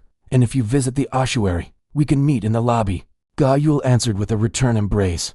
How long did they remain that way? A knock echoed on the door. It's almost bedtime. Please come out. The voice of a nurse among the medical staff. It was curtly professional. The jagged stone lodged itself into the boy's heart once more. Supply procurement for San Miguel. The San Miguel mill seemed to be an old wooden structure, yet it spanned an impressively wide area, large enough to fit about 30 average homes with room to spare. To the left, a railway track passed by, which, despite its central location in the village, kept the north-south view unobstructed. When there was a call for volunteers to guard the crossing, refugees with moderately packed duffel bags eagerly volunteered. None of them wanted to join in the dangerous building search. A sturdy young man, possibly a college student, and a somewhat overweight middle-aged man were selected. Corporal Elliot led the rest to the right side of the mill. There were 4 doors, the office entrance, and 3 freight gates for loading vehicles. An abandoned semi-trailer truck, presumably used for transporting cargo, was visible. Han Jiu pulled at the truck's driver's door. It was locked. All entrances to the mill were wide open, with no internal lighting, each door a gaping dark hole. The equipment provided to the refugees did not include lanterns, a critical oversight in the planning stage. Even if they had lanterns, nobody would volunteer to enter first, except the boy, Han Jiu. Just as with the fire station earlier, there might be vehicle keys in the office. As Jiu was about to enter without hesitation, Private Gilherm held him back. Planning to go first again. Shall we go in together? No, the leader is important. Just lend me the lantern. Hua. The soldier clicked his tongue in admiration at the boy's bravery and handed him his flashlight. A tactical lantern bent at a right angle, which could be attached to the outside of a ballistic vest. The refugee volunteers were accepted to prevent any potential casualties among the American soldiers. But in the long term, there should be no harm among the refugees either. Given their excessive passivity, the soldiers decided to see how far the boy could go. Jiu approached the office entrance with his gun still slung across his back, firmly gripping only a machete. Within steps, it led to a flight of stairs wide enough for a single adult to pass. With 3 or 4 steps hidden in darkness above, the scene was perfect for cultivating anxiety. Like at the fire station, the boy tapped the walls with the flat of his machete blade, a signal to any sound-reactive infected mutants to come crawling out. After several taps, as expected, there was the sound of footsteps on the stairs above. Since the sounds didn't overlap, there was probably just one. Jiu deliberately ascended the stairs without turning on the lantern, betting only on smell and presence. The creaking and squeaking of ascending and descending steps clashed. The darkness made everything invisible. Eerie, monotonous noises pervaded, although not fearful. His heart raced an artificially created sensation deemed necessary by the system. Fewer message alerts surged. The infected mutant's breathing was rough, its stench emanating from rotten flesh. According to information, in the process of pathogen overtaking the host, the immune system malfunctions, causing widespread inflammation leading to rotting or swelling. The airways narrow, sharpening the breath sounds, as the foul smell and noise approached. At a certain moment, Jiu daringly reached out his machete-less hand. He caught something. Gyok, a gruesome scream, grinding the vocal cords. The boy ducked down and lifted the lower body of the creature. Saliva-mixed harsh breath splattered over his nape. Wham!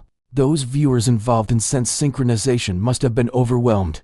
That was his aim. He switched on the lantern, frowning at the squirming mutant, though mutated. It was still originally human with adaptive light sensitivity similar to humans. As it screeched, he stabbed a knife sharply into its open mouth. Its reflexive bite clamped the blade, but he didn't care. Leaning on the handle with his weight, crunch, crackle, the knife twisted and turned as the sound of the brainstem crushing could be heard. Under the light, the mutant's limbs convulsed, then stiffened, and finally, limp, twitching. Even as all this unfolded, its eyeballs rolled, glaring at the boy. However, it had already lost its motor skills, posing no threat. Its heart had stopped, so it would die soon.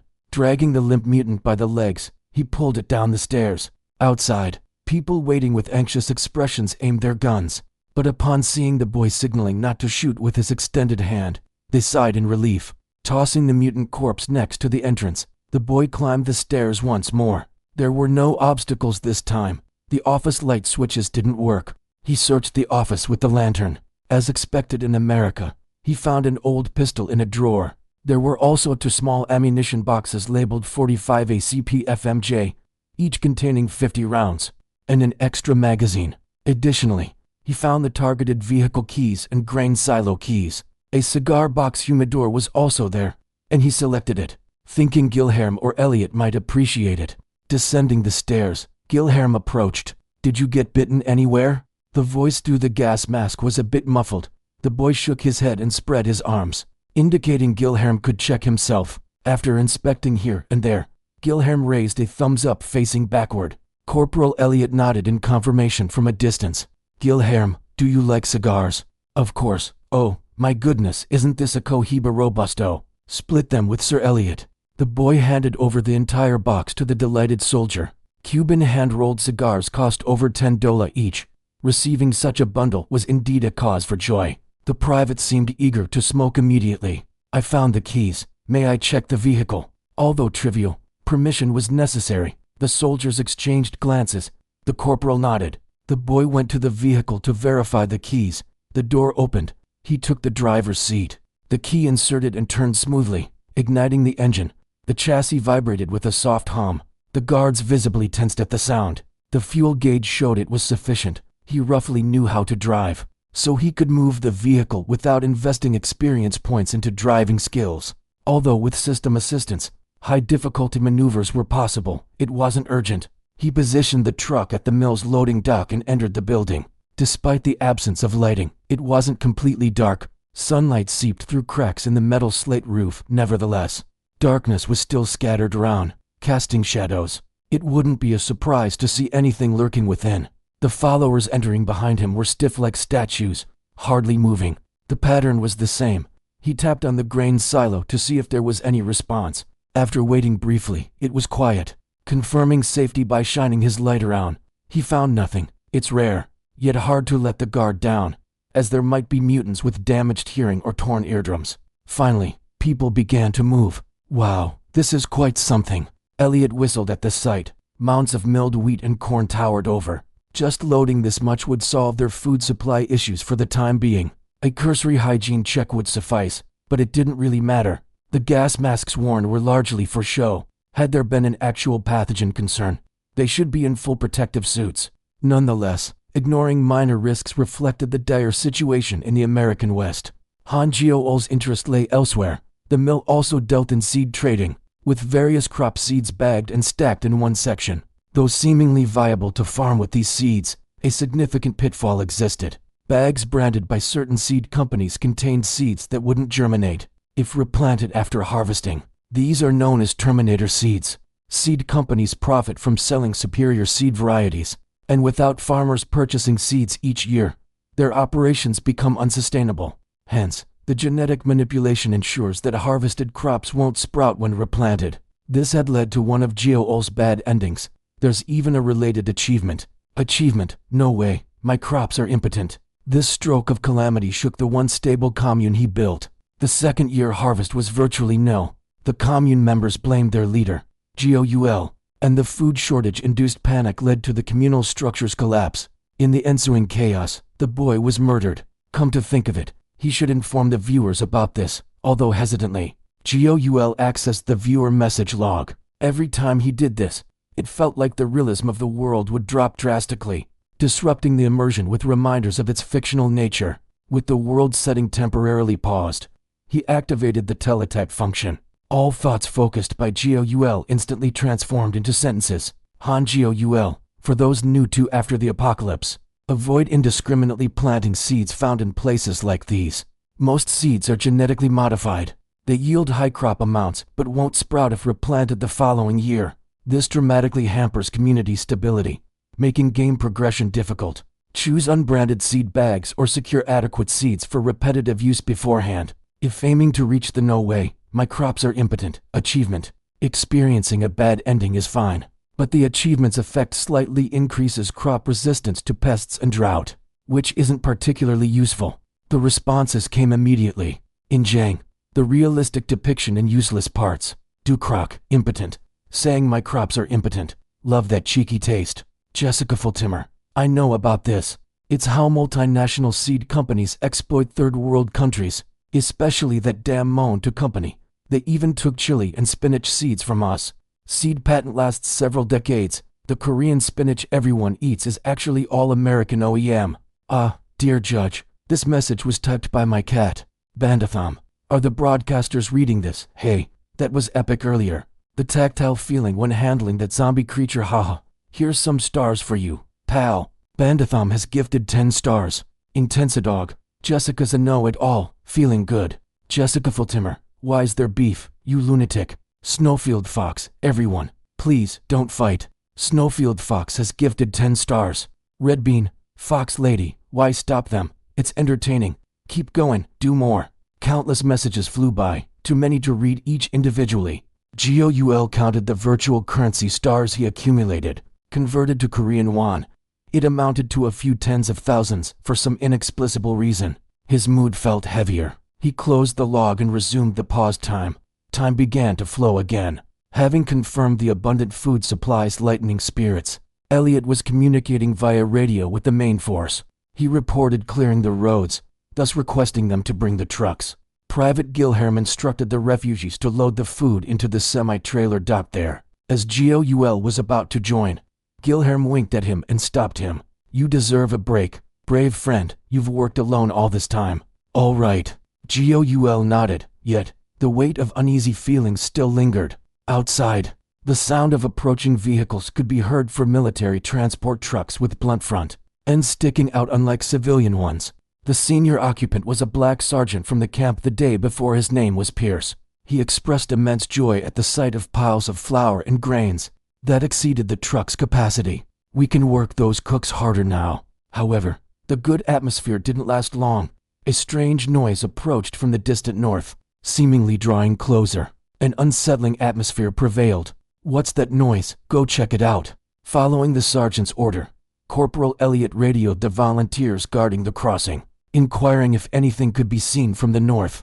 The northern exit opened for train cargo was obstructed by grain silos, rusted water towers, and cranes, impairing visibility. Yet, the impending disaster was audibly clear before it was visible. The clanging sound was unmistakably that of a train crushing through the tracks. The soldiers, informed of the halted train operations long ago, were bewildered. More troubling were the numerous abandoned vehicles left in the middle of the tracks. Entering the village, the train, without slowing down, was hurtling towards them.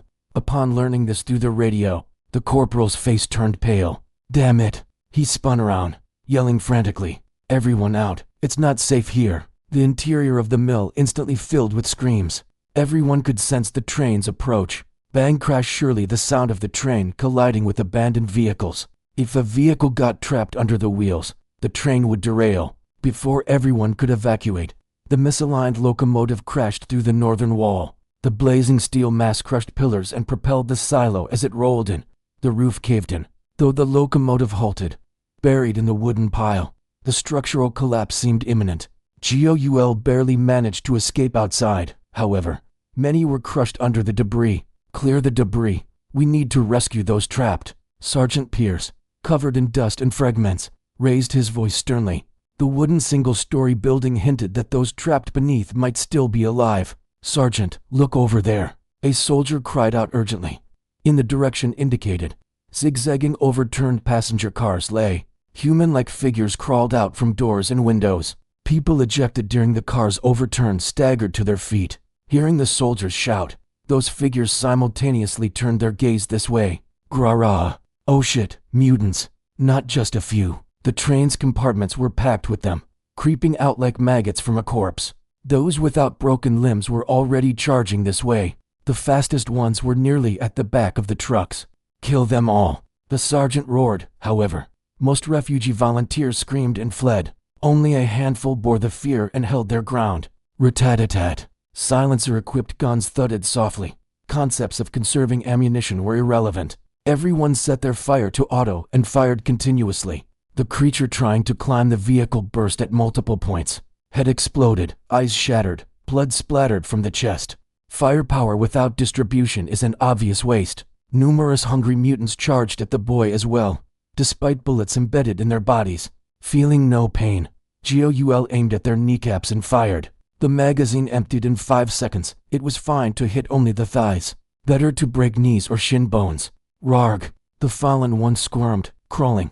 While reloading, he advanced, crushing the nape with a boot. Clutching the gun firmly with both hands, struck the approaching mutant's jaw diagonally.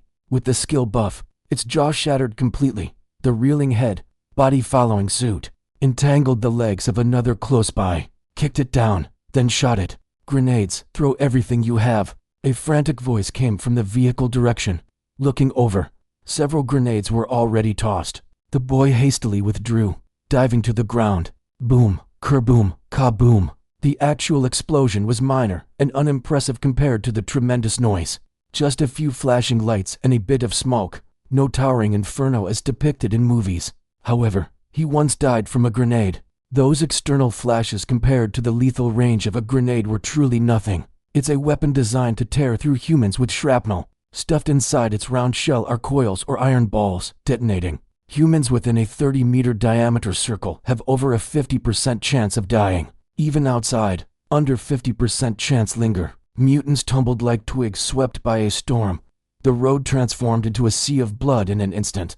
Those who ducked down in time were unharmed. When grenades detonate on the ground, shockwaves reflect off the terrain, thus creating a low-angle non-lethal area. A prone person outside the lethal range has a reduced likelihood of being harmed. GOUL lay outside the impact zone. Grenades thrown in succession continued exploding. Unable to recklessly rise, still lying on his back, a shredded mutant crawled toward him. Resting the gun atop his stomach, he pulled the trigger. Due to the unstable posture and inadequate aiming, the initial shot didn't hit its head. The shoulder jolted and stained with blood. The second shot shattered the eye, penetrating inside. The head fell. It was a plain demise. Another emerged atop the dead mutant, hidden by the previous incoming one. The distance was close. Pulling the trigger. But the gun didn't fire. It wasn't the empty magazine. Perhaps a misfire or jammed round. Rolling sideways, the boy pulled out a bayonet, rolling along. With momentum, he struck the gaping creature's crown, digging in the knife. Dead blood splattered as the mutated body convulsed. The explosions numbered in dozens concluded. Righting himself, GOUL rose.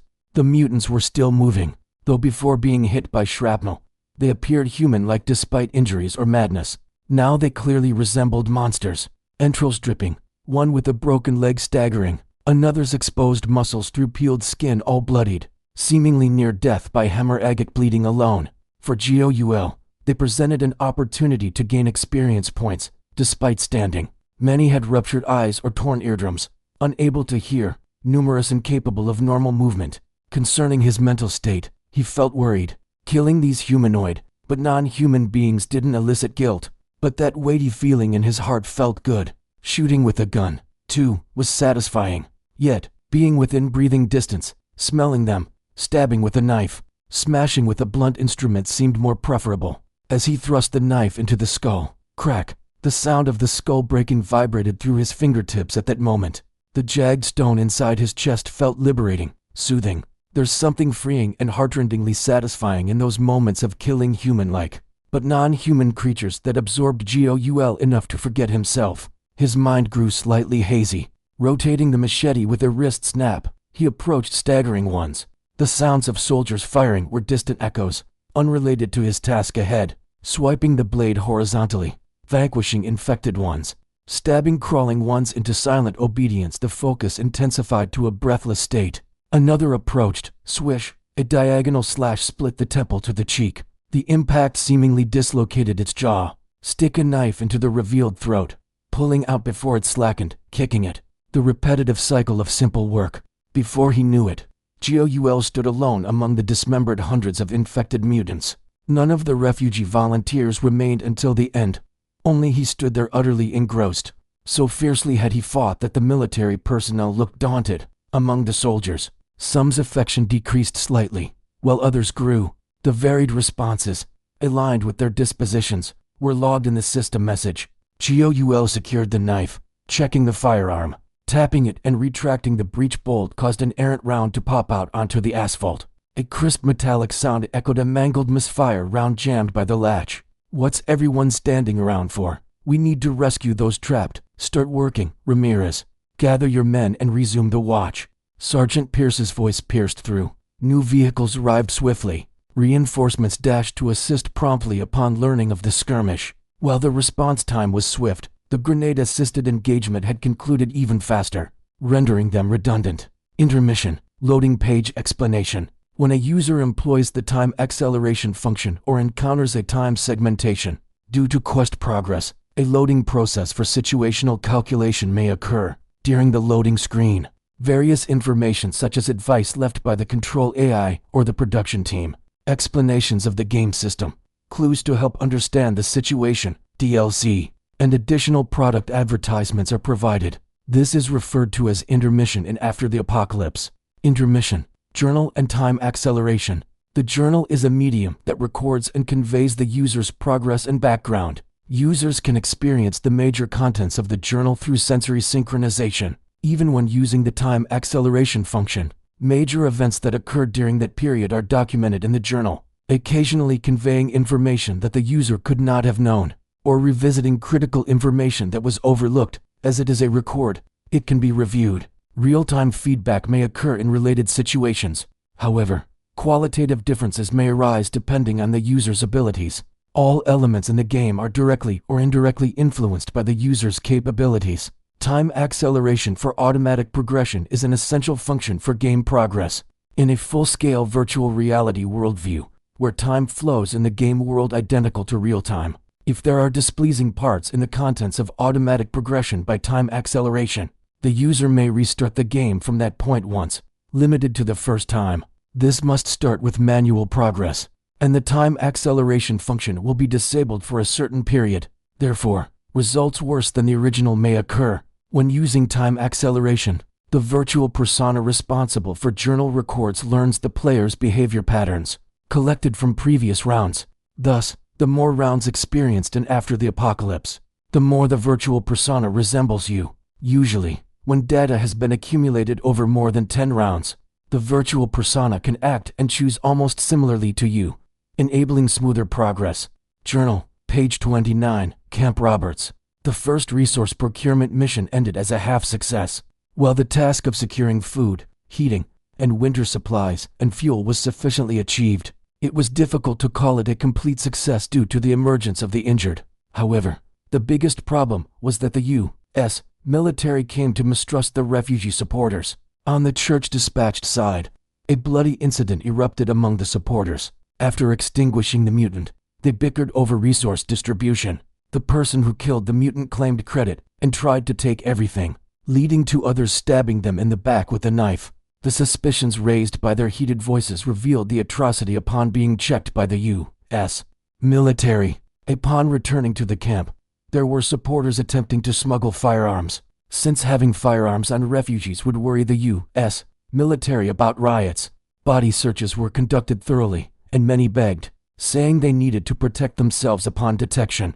To some extent, this was understandable, but it further declined trust in the supporters. Additionally, at the mill where I was, several U.S. soldiers were trapped inside the building and injured. Fortunately, there were no deaths. The most serious injury was a refugee supporter paralyzed from the waist down under a beam. Meanwhile, the soldiers mostly sustained injuries requiring approximately a month of recovery. Admittedly, attributing blame for the sudden train appearance and derailment accident was challenging, but the issue was that the supporters all fled against the infected mutants immediately after. My assessment increased as I was the only one who stood and fought, but skepticism regarding supporter reliability led soldiers to refuse a new resource procurement mission. At least a different approach needed to be reviewed. Camp headquarters was positive about this.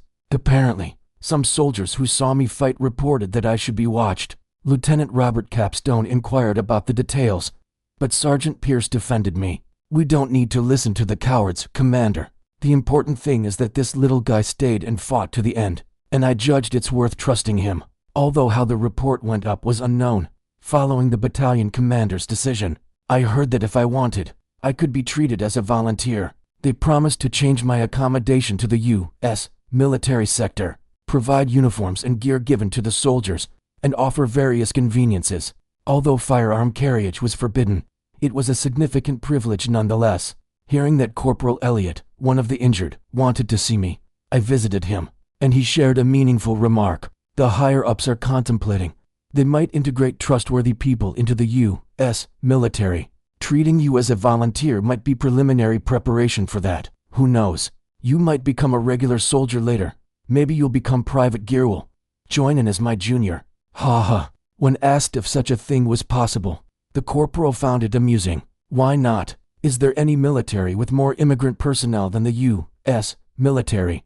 Gilhelm joined for citizenship too. The U.S. is currently under a general mobilization order, and Lieutenant Capstone also recommended that I become an officer or non-commissioned officer. Through wartime commissioning, then naturally, there will be a shortage of soldiers. How would they replenish the manpower resources in an isolated camp like this?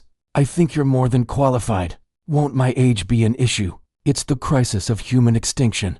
It was a calm yet heavy answer. I said I'd think about it and returned to my accommodation. The tent, prepared for my use alone, was a mess. It was clear someone had rummaged through my belongings. Since I didn't have anything of personal value, they must have been targeting the ration cards. The ration cards I received in exchange for visiting San Miguel were significantly more than others. While people didn't know the exact amounts, they naturally assumed I'd received more. There was much jealousy. Regardless of performance, the price for risking lives should be the same. Since I kept the ration cards on my person, they were not stolen, however. It seems I can no longer sleep soundly. For safety, accepting the integration offer might be a better option. AI Help Insight Level 6. You achieved excellent results on the first supply mission and received an offer to integrate as a volunteer. Accepting the offer will make it difficult to refuse missions assigned by the U.S. military later, reducing your freedom of action. Depending on the mission nature, your life could be in danger. Also, attempts to get you to join each organization will frequently occur. If you reject the offer, hostile random events are likely, and without acquiring sufficient skills, including survival sense, you might be killed. Player's choice. Accept the offer. I made my decision. Without hesitation, I went to see Lieutenant Robert Capstone. The thought of leaving it to someone else made me uneasy. The lieutenant welcomed my decision and entrusted me to Sergeant Pierce to settle my accommodation. The next day, the battalion commander gathered the refugees and put me on the platform. Praising my brave actions, the announcement of my integration into the U.S. military was made. The intent behind creating such a grand stage seemed clear. Journal, page 30, Camp Roberts. Throughout the night, I repeatedly woke up and fell asleep. I must have felt uncomfortable being assigned to a tent with strangers, after having one to myself as a manager. According to the U.S. soldiers sharing the barrack with me, Camp Roberts was a National Guard facility used during training and was quite outdated. They said it was usual in modern barracks to have single rooms, or at most, sharing with 3 people. They mentioned it was normal for each personal room to be equipped with separate toilets and shower rooms. Despite being an older model with limited capacity, the barrack was still quite spacious due to the excessive number of people using it. The improvised partitions made with curtains and partitions were impressive. It must be due to the culture of valuing personal space. Although unofficially, having become a volunteer, the ration cards I received became meaningless. This was because I could now use the dining facility, or as soldiers called it, the de-fact dining facility or chow hall. The food provided at the dining facility was vastly different in quantity and quality compared to what was allocated to refugees. Although the U.S. soldiers complained about the taste, I found it quite palatable. However, it felt rather salty and greasy. There were many cheese dishes, likely because a lot of cheese had been brought in from the town. The peacetime duties I received as a volunteer involved routine training and patrolling the Korean refugee area. It was a role to assist the police, although the U.S. military and San Francisco police jointly managed security. It was mostly for show. The reasoning was that, since I was a fellow refugee, there would be less resistance and I could pay more attention to finer details. I was also asked to recruit trustworthy individuals. Apparently, Elliot's words were true. I received attire from the supply officer, Lieutenant Capstone. Finding some time, personally advised me to always wear a bulletproof vest. This was out of concern that, being a Korean volunteer, I might easily become a target of resentment from refugees of other nationalities. Although a bulletproof vest is not the same as a stab-proof vest, he added that it should easily defend against short-concealed weapons, likely in the refugee's possession. I thanked him for his concern, and he reassuringly patted my shoulder. He truly was a good person. However, not everyone was good. Captain Market, upon seeing me in combat uniform, inquired about my affiliation. When I explained that I had become a reserve volunteer per the battalion commander's directive, he was outright dismissive. Putting on new clothes doesn't change the mind inside.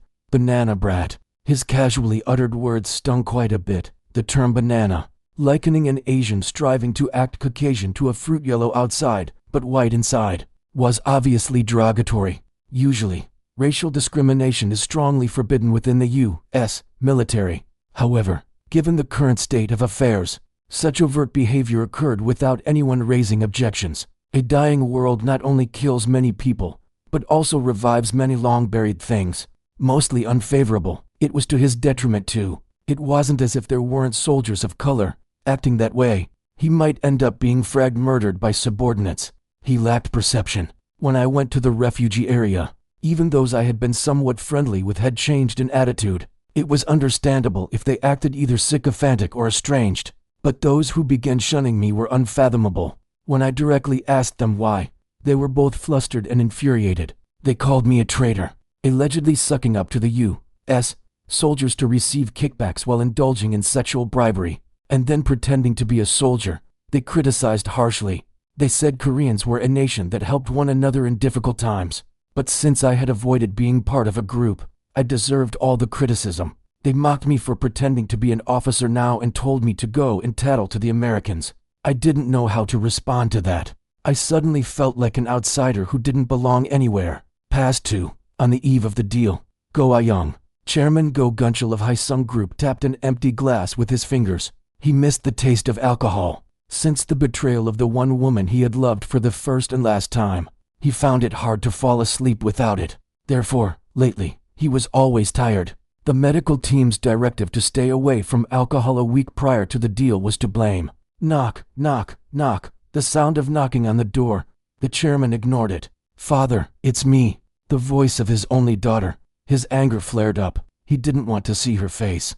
He shouted sharply, I know, leave. His daughter, Go Ah-young, did not heed his words, seeing the door open. The chairman picked up the glass he had been fiddling with and threw it. Whoosh! The air was torn with a sound so harsh, she recoiled in surprise. It sailed over her shoulder, breaking far behind her. Crash! The delicate sound of shattering fragments filled the empty corridor. Hearing this, staff members appeared with cleaning tools. After a glance their way, they began tidying the floor. It was nothing new. When the father and daughter were together, this often happened. The chairman growled, Did I not tell you to hide that cursed face when you appear before me? I'm sorry. Ah-young lowered her head, biting her lip. Her captivating hair fell, veiling half her face. Despite this, her striking beauty shone even in the dimly lit room. She was over 30, but showed no signs of aging. The chairman ground his teeth. A cunning woman. The woman he once loved had not aged with her looks either. Her face, eerily similar to that damned mother of hers that sent chills through him, displeased him immensely. Still, he put up with it. She was the only true kin born of the 5 children begotten with that woman, once her mother. What do you want? I have something to tell you. What is it? Ah-young hesitated for a moment, however. She did not keep her father waiting long. Couldn't you reconsider the deal? Why? Why? The chairman raged. You rotten girl. Your father intends to seize a youthful vessel and start anew, and you're unsatisfied. Ah, that's it. You think I have to die old for you to inherit the business. That's your plan, isn't it? No, I have no interest in the business. Then why? Is there really a need to take someone else's body? Can't you just clone yourself from your genes and transplant that? Why break the law for greed over another's body? The chairman gazed calmly at his daughter. He smirked. Ha, is that what this is? Left in charge of product management. Do you now pity the young man? Indeed, she felt pity. Go Gunchul had instructed Ah-young to oversee the product management process. The deal target, a boy, unbeknownst to him, was being watched at every move. Seeing and hearing everything, Ah-young found the boy's situation heart-wrenching. The decent child was willingly accepting sacrifice for his family, merely satisfied knowing his body's sale meant ease for the rest of his family. The chairman said, Don't utter such filth. Nothing beats nature. Cloning. Ha, that's untested technology. Those bodies grown a year from fetus to transplantable age with growth stimulants. What unforeseen problems might they bring? HMPH, nature's finest, definitely. But isn't it unlawful? It's not a rightful act. Nothing unlawful about it. The law's rotten. It's riddled with communist ideology, freedomism. South Korea is a free democratic state. Individuals have rights to self-disposal. The party consented, and his parents consented too, not harming anyone. So what's the fuss? Cancel the deal now. Would those paupers fall to their knees in gratitude? Ha, wake up. Her scoffing father drew a breath, then coldly proclaimed, I'm not a philanthropist. If the deal's undone, we'll doggedly take back everything those paupers received. Ah-young bowed her head deeper. Canceling the deal would put that family in a dire situation. Like her father, the boy's parents didn't value their child very much and had already spent much of the advance money. They'd already bought 2 foreign cars, one for each, husband and wife. Also, the house they currently resided in was given as part of the deal. This made her feel more empathy and pity for the boy born in midwinter. She wanted to tell him he didn't need to consider his parents. A child's life is their own. Ultimately, she couldn't say it. A word to the wise daughter who foolishly thinks spewing nonsense tarnishing my name in public is permissible. Gogunchel's speech continued. Decades ago, in Germany, prostitutes and women's groups demonstrated for the legalization of sex work, freedomism. Sexual self-determination belongs wholly to the individual. They cried, indeed, that's correct. Whom one lies with doesn't hurt others. There were factual reasons too, notably livelihood issues. The logic was removing soliciting from those who could only earn through it meant they'd starve. The daughter listened in silence. Talking about prostitution in front of his daughter didn't discomfort the father. In fact, it was an intentional act to humiliate. His mixed love and hate for her often surfaced in such manners. Conversely, this country's Ministry of Gender Equality and Family and feminist groups fiercely opposed prostitution. They cited it violated women's rights and human dignity. Don't commodify humans. Women. That's what they meant. Sure, the righteousness of that argument is acknowledged, however. Listen to this. They didn't propose any alternatives for prostitutes who'd lose work immediately. By regulating prostitution, sure, job training opportunities were offered, though slapdash as government projects often are. It sufficed for feminist groups. They had no interest in results. Why? Because they hadn't represented prostitutes, but themselves from the start. It was solely vexed because knowing some women did such jobs bruised their pride. Whether those prostitutes perished was irrelevant. Ah Young understood her father's intent behind this. She guessed the upcoming remarks. She could counter them. Saying it's inevitable and accepting it as necessary are very different ideas. If it's inevitable in reality, striving for long-term improvement is apt. Hadn't the chairman himself acknowledged the righteousness in argumentation? Yet, he was someone believing only his way of life was the sole truth. Counter-arguments would backfire. Thus she remained silent. Speaking of prostitution, there's that flashy few who get noticed. The media, liking sensationalism, gave them ample airtime and print. Truth didn't matter until the ratings soared. Sensationalist yet safe. Indeed, Kosher Chol's following words stayed predictable. In summary, those empty-headed women's earnest message boiled down to this. Hard-up female comrades. We don't care how you subsist, but as selling your body offends our dignity, cease it. You're jobless. That's your issue. Starving to death. That's because you were lazy. Rather die, shouldn't you, than live humiliated, selling yourself at the cost of female dignity. Irate, the temperamental chairman sprang up, ridiculing and mimicking a woman's voice absurdly, remarkably given his age surpassing 70. Such temperament made even the group executives wary of addressing him. Crossing him led to utter devastation. Demanding without practical alternatives is mere self-gratification. Does that boy seem pitiable? You'd fail your paltry sympathy and conscience. Would he be grateful afterward? Scrabbling to survive daily. You expect he'd console himself unashamedly with, but I own my body. Ha ha. Please stop. Stop what? You started this. Thud. Excessive force landed on the table surface.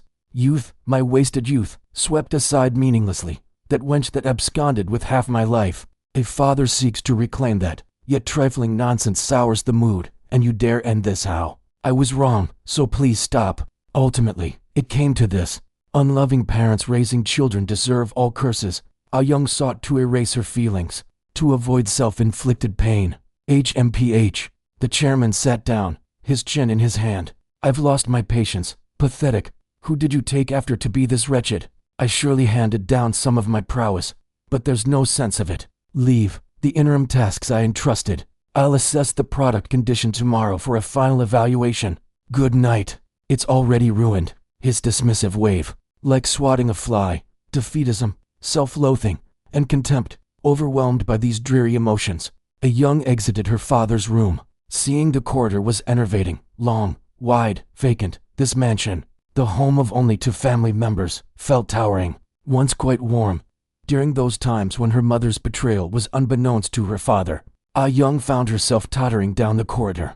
Clacky's Corner. Damn it, this is depressing. Faction 1, Camp Roberts. It is about time, thought the boy, as he pondered which faction to follow next. A quest marker started closing the distance on its own. It was a person. He had a small frame and wore glasses, looking rather uneasy as he glanced around. Hello, can I call you Mr. Goul? Even though he was clearly much older, He hesitated to speak, informally evidence that the boy had garnered a certain level of prestige or fear. Usually, minors are dismissed due to their apparent disadvantage in social dynamics, but there was no hint of such treatment here. Perhaps it was due to the fearsome rumors about the boy, or it could be the technological enhancement of Gioul's presence. Gioul thought, I could tell him it's okay to speak informally. However, was it really necessary to make the other comfortable? When words are easy, so is the mind, and when the mind is easy, it's easy to be looked down upon. The boy simply nodded. What brings you here? I'm Jang Yunchil, he replied. It's challenging to explain here, but there are people who would really like to meet you, Mr. Gioul. They mean no harm. They just need help, if it's okay. Could you spare a moment? The boy accepted the request without hesitation. An augmented reality interface, visible only to the player, appeared a hologram. The mission log updated. Under the supervision of the AI, interactions between the environment and the player are continually evaluated, turning those with a clear causal relationship into missions or quests. It's a mechanism to deviate from a formulaic progression. When one's abilities are insufficient, missions with unclear objectives are marked as. The reason the boy could confirm at least the general objective was thanks to the techniques of insight and perception. He had invested some of the experience points acquired from previous resource procurement into the leadership skills branch. This gave him more precise clues about upcoming events, an advantage given to the players. An organization, a faction, perhaps. He had been waiting. The boy decided to follow. Throughout the journey to their destination, Yunchil constantly checked their surroundings, conscious of the various organizational eyes on them. However, the effort seemed pointless. This was the refugee zone. Though insignia were absent, the boy's U.S. military combat uniform was too conspicuous. They already gained attention from many. They likely belonged to the action groups of major organizations. Their gazes were filthily piercing. It wasn't due to their innate appearance, but corruption in their minds that tainted their looks. Please wait a moment. What? Yunchil was paused, and the boy turned around, pointing at those who were tailing them. It was sudden. Many couldn't hide in time, and those who did failed to do so adequately. Guided by the boy's survival sense, combat sense, and crisis detection, he didn't miss their subtle hostility. You there, come out. Pretending to be ignorant was futile. He pointed them out one by one.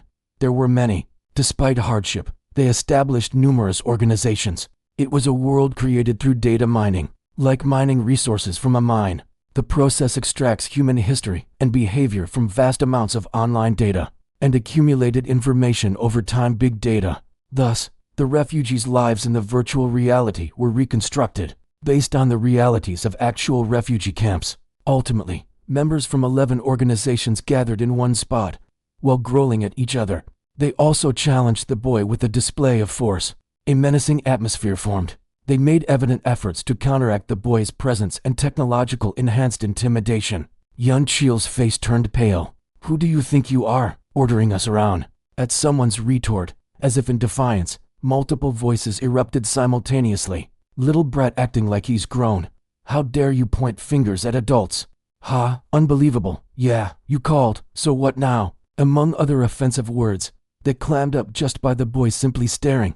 They were on edge. They tried to hide it, yet the boy's insight discerned their intentions. An overload of the AI's help displayed keyword dialogues, recommended actions, combat power evaluations, and advice.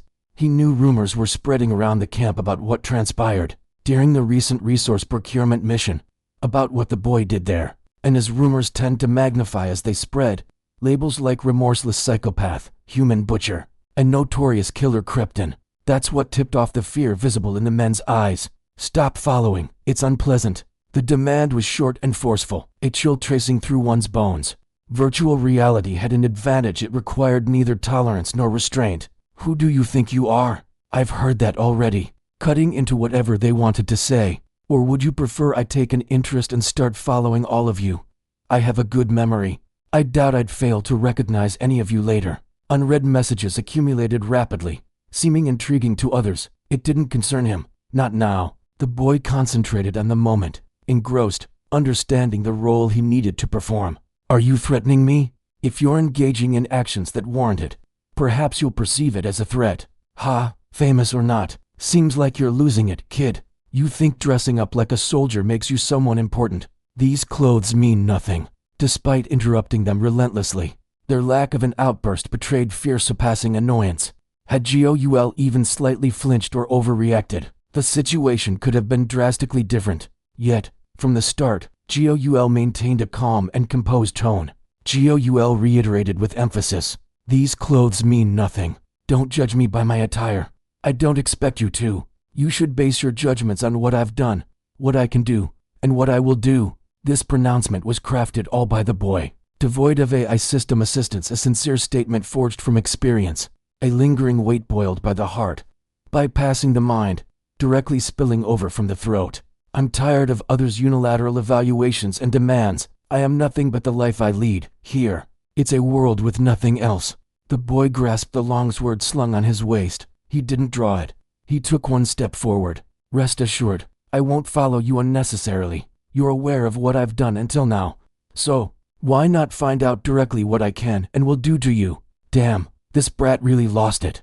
The boy and the men were like magnets of the same polarity. A step forward from him led to a step back from them. But for the sake of appearances, the men couldn't stand yielding in front of so many eyes. Some struggled to hold their ground. Though bulkier than the boy, their courage didn't match their size. Leaving some with trembling hands, their trembling voices revealed much. "Do you know I'm with the Korean Patriotic Society, yet dare behave like this? You disregard my clothes yet flaunt your affiliation. If I were to finish you off here, would your organization retaliate, really? What would the military think of an incident where 11 adults face off against one boy? I'm curious. If you're curious, too, for mutual benefit, why not make it a reality?" It was deranged. Even as he uttered the words, he marveled at his audacity. Did I have such words in me? The boy found it amusing. Apparently, he was smiling, catching the realization. Unintended but genuine, his smile projected an unfeigned madness, engulfing them in terror.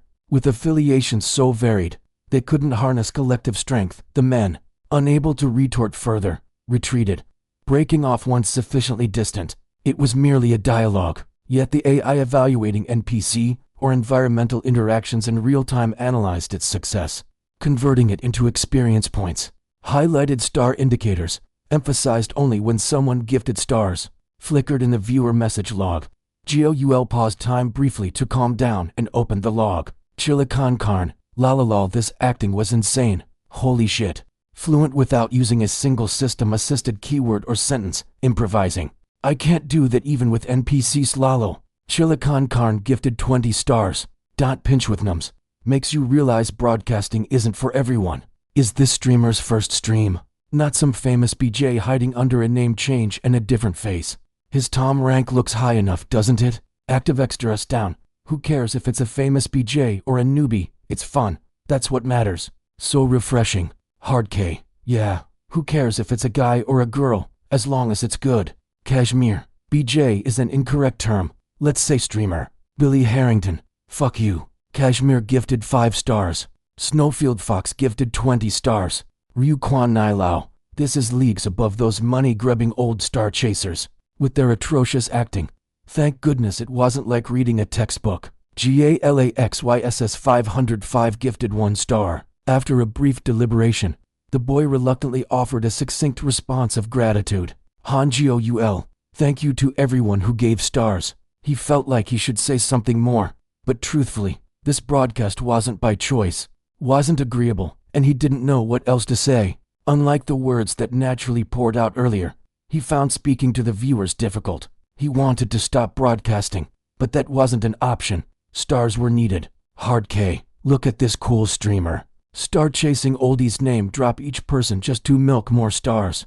After that comment, he closed the log. Star chasing oldies.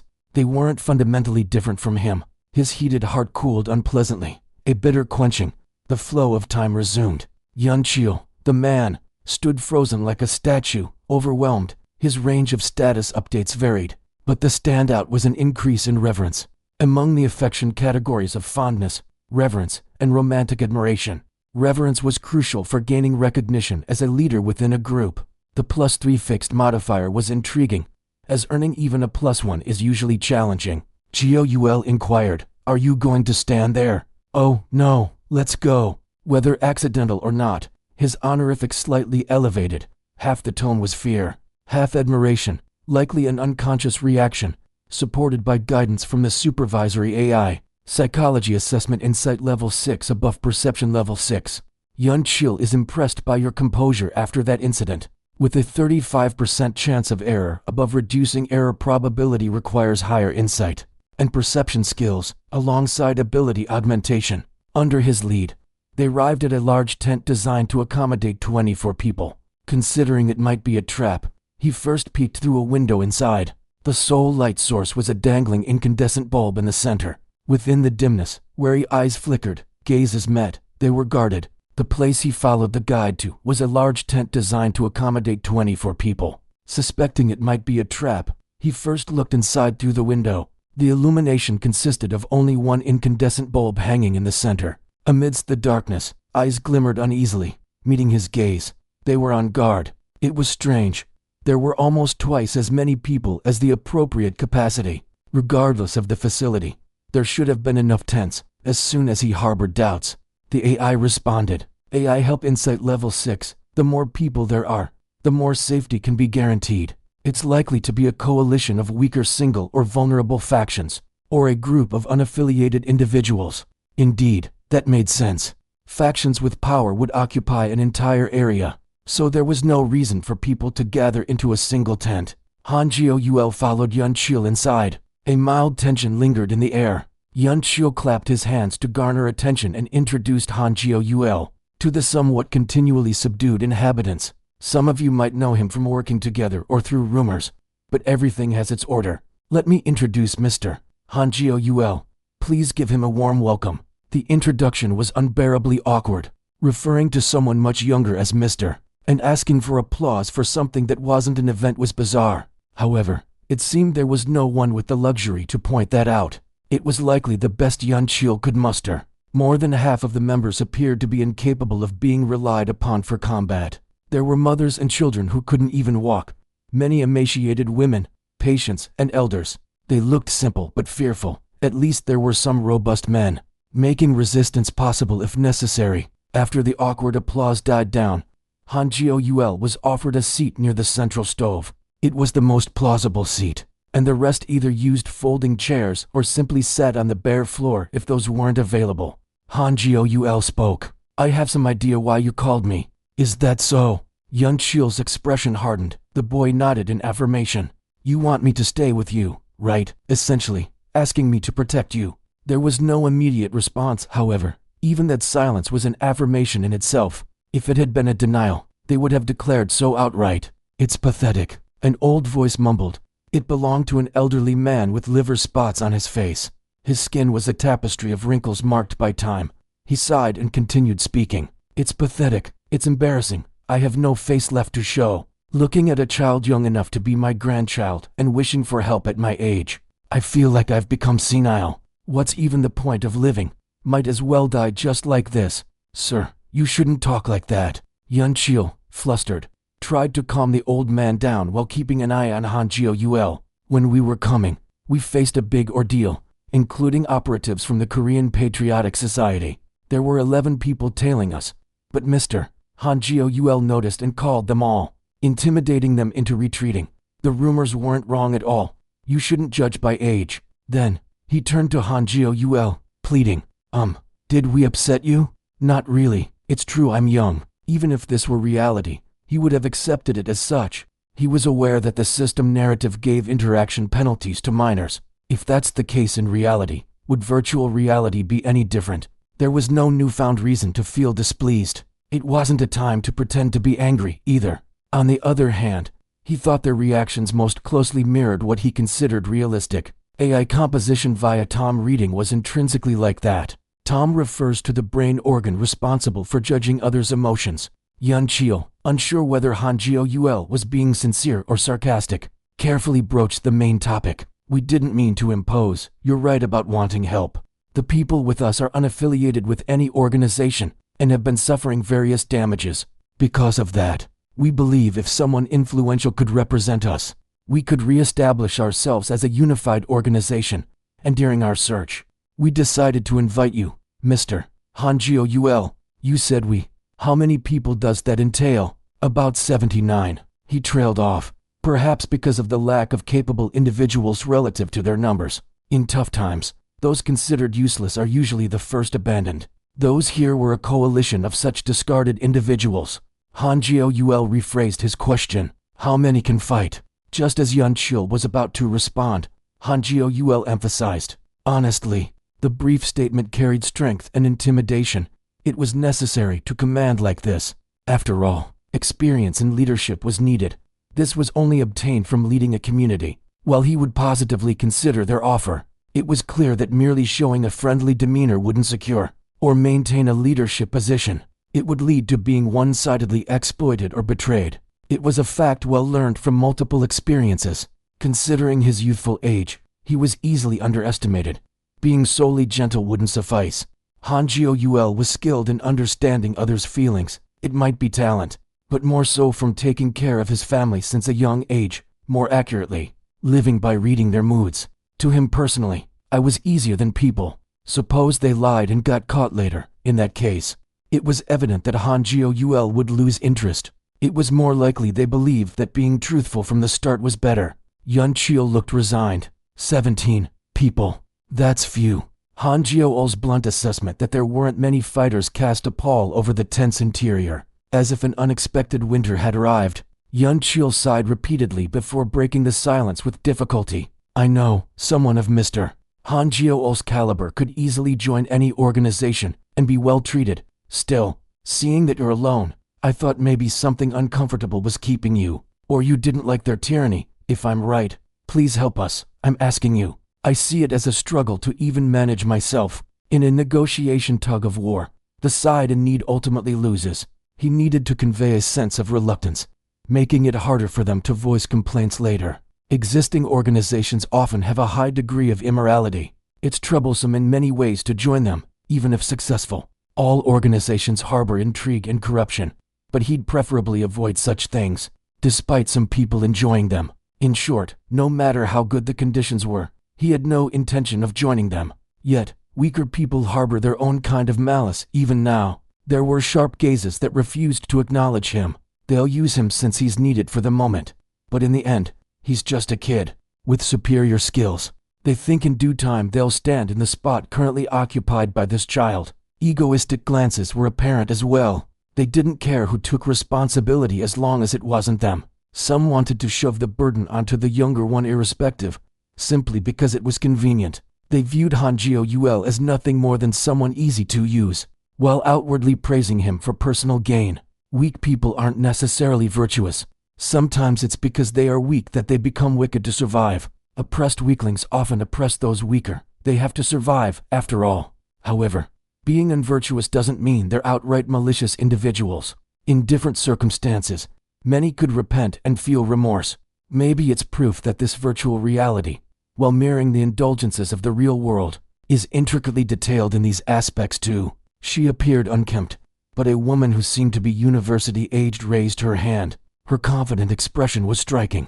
We don't just expect help one-sidedly. If you can prevent other groups' tyranny, we will do our best to follow reasonable orders. We're proposing leadership to you. Offering hollow flattery, it was clear what the woman intended. Han Jiao read in her eyes the intent of seeing him young and exploitable. Even if it wasn't a blatant intention, there's always an element of unconscious motivation. Following her start, other people began to speak in turn. To be honest, it's embarrassing asking someone younger than an adult for such a favor. Seeing someone as young gaining notoriety courageously. What's an adult like me doing? But in this situation, pride or not, there's no choice. We have to admit it. Your name was Han Jiao, right? You're much more admirable than cowardly adults like me. What's the use of age? There are plenty of adults who can't even take care of themselves. It's been a while since I had proper meals. Trying anything now is hard since my body has weakened so much. Mr. Han Jiao, please help us. If we eat well for a few days, we'll gain some strength and be able to contribute. Right, young man, in case you have to go out to gather supplies again later. It's better to assign it to your people rather than having someone unreliable behind you, isn't it? My husband might be old, but he's a former Marine. I can't produce milk because of hunger.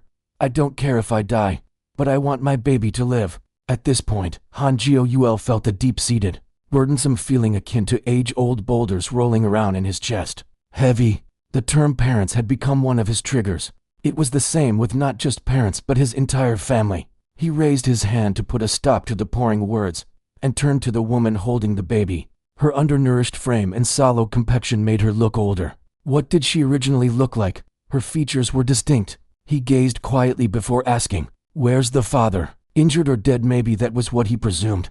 But reality was different. The woman closed her mouth, her expression displeased. The other woman, her spouse mentioned earlier, answered instead. He remarried. Remarried.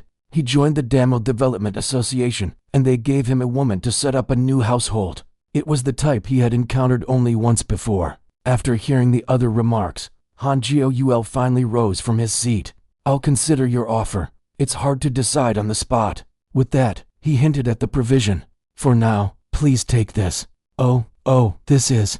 He handed over a bundle of ration tickets he had tucked away in his pocket. Before, Lieutenant Capstone had provided him a small personal supply buffer before they left for the supply mission, and the exceptional success of the mission earned him enough rewards, equivalent to provisions for 10 people. He had distributed one average person's 5-day ration supply to each, totaling 50 tickets for 10 people. Casually pulling out the stack of ration tickets, everyone around was visibly taken aback. Faces were anxious, with hands stopping midway once making eye contact. Some began to cry. In the current camp, revealing food supplies signified an offering greater than any bountiful feast. This one gesture could significantly change how they perceived the boy. "I'll finish dinner as quickly as I can and be at the distribution center by evening. Since we even ran into each other on the way here, they won't just blatantly shove me aside and take it in front of me, right?"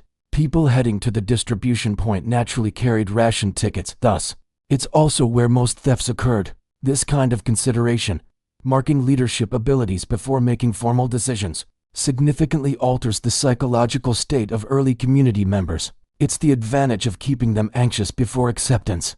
Han Jiou left the tent amid hopeful but still calculating farewells. Faction 2, Camp Roberts. The talent advantage is a system that helps players reacquire skills they have learned at least once, regardless of their playthrough. When a skill has been learned n times, the experience required for acquisition becomes 1 above n. It might seem like there's no benefit when n is 1, meaning you've learned the skill once, but that's not the case. This is because the unknown penalty is removed. This structure was intended by the developer's plan. While the initial experiences aim to make players deeply feel the fear of helpless humans in front of overwhelming disasters, later on, players are encouraged to enjoy overcoming difficulties like a superhuman. By allowing players to enjoy the same content from a completely different perspective, it is an excellent design in terms of managing consumption speed. Han Jiou experienced many ends of the world. Although he couldn't always learn the same skills each time, he repeatedly acquired the essentials. These included most combat-related skills, some survival skills, certain languages, and key social skills like insight, perception, and deception. Skill grades are divided as follows: up to grade 3 is novice, up to grade 6 is proficient, and grades 7 to 10 reach expert level, with anything beyond being the realm of geniuses and superhumans. Advancing to each level requires more resources. The boy did not waste the experience he gained by going out to San Miguel. His current skill level was much higher than his progression warranted. Thanks to the talent advantage, many combat-related skills had reached expert or genius levels. Thus, Han Jiou had the capability to manage unfavorable battles. It would be troublesome otherwise, as death during a public broadcast would be a kind of broadcasting accident. Skills related to combat abilities increased the concealed status of threat level. The effect had been strong since the potential hostile relationships began. Despite the penalty for being a minor, Han Jiou was considered a beast. Rumors exaggerated in a negative way further increased the boy's threat level.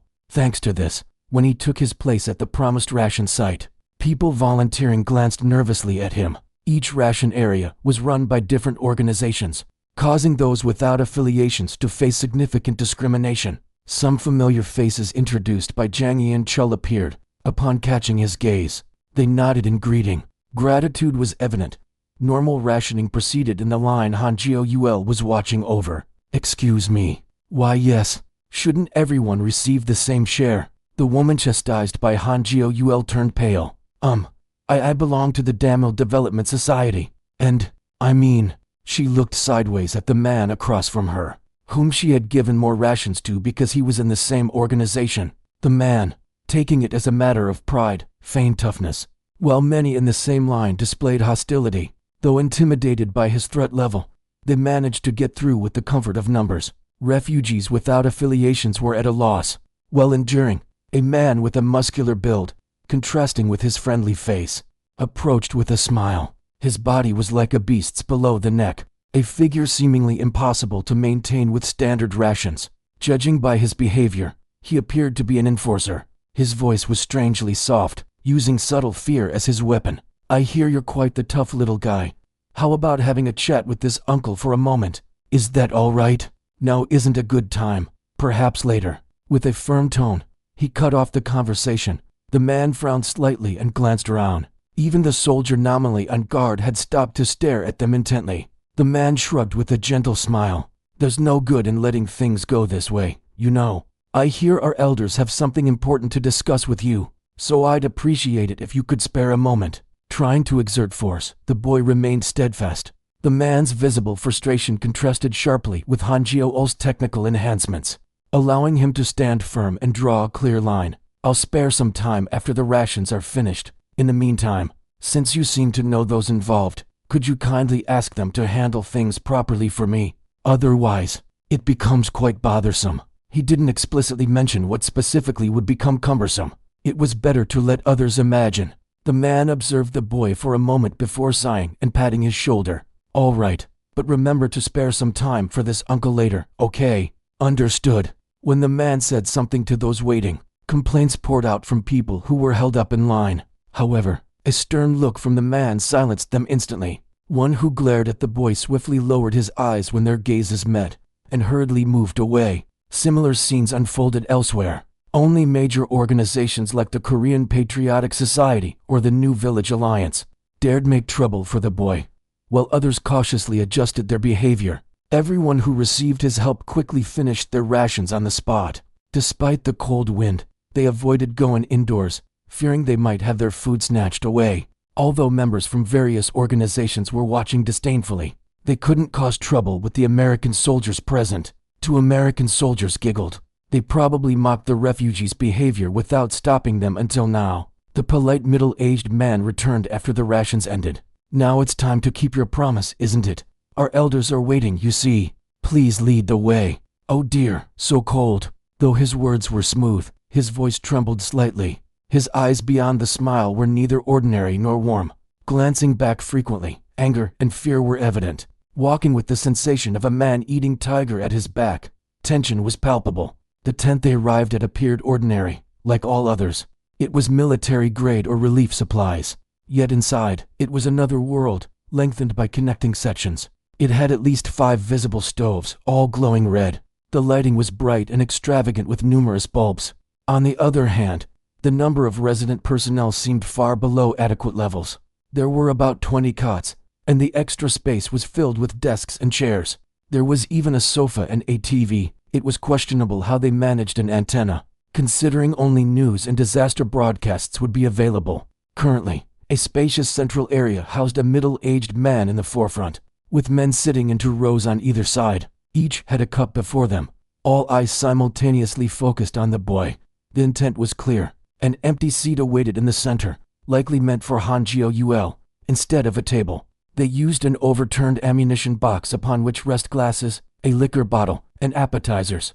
Where they procured skewers of meat fried in oil was beyond him. A young warrior has come. Everyone, applause. Oh, an applause. While the boy pondered, the men and women on either side raised their voices and clapped with rigid faces. Their exaggerated arm swings and awkward clapping smacked of an attempt at discipline. Military applause. Plain as day. This was a tightly regulated organization. A well-groomed woman, unlikely to be seen in the refugee area, guided the boy to the center. Please, have a seat. More contact than necessary, though there was contact, by now, with multiple playthroughs behind him. It was too late for his heart to waver. Han Jiu quietly sat, fixing his gaze directly ahead. So bold, very bold. The middle-aged man at the head table laughed heartily. nodding approvingly. First, let me introduce myself. I'm Imhwasu, head of the Damil Development Society. My people call me Chief Advisor. What is your name, young warrior? I'm Hanjiou. Hajiou, is it a good name? It suits your personality. Looking into your eyes, it's like a cold winter wind, wouldn't you say so? Folks, how does he appear to all of you? In unison, they responded, yes, Chief Advisor. Their voices echoing to the point of reverberation, intended to intimidate, their voices amplified deliberately. Yet, Hanjiou had no reason to be intimidated. So to him, it was nothing more than a surround sound dog barking. Witnessing the boy's tranquility, Imhwasu pursed his lips, sighing theatrically, and nodded. You carry weight, that's right, a true man should be so. In my youth, President Park gathered national strength to enrich the country, but our next generation grew too affluent, losing the grandeur of the great Yushin or great Goguryeo. I can see you're different from those weak and lethargic young people. Indeed, at the age of 17, a man could have boasted of beheading enemy generals, wouldn't you say so, folks? Again, that question, seemingly seeking agreement but actually confirming his authority. Hanjiou's inherent proficiency in understanding people, combined with repeated experiences of after the apocalypse, made it all the more apparent. Yet again, the people raised their voices, echoing Imhwasu's sentiments.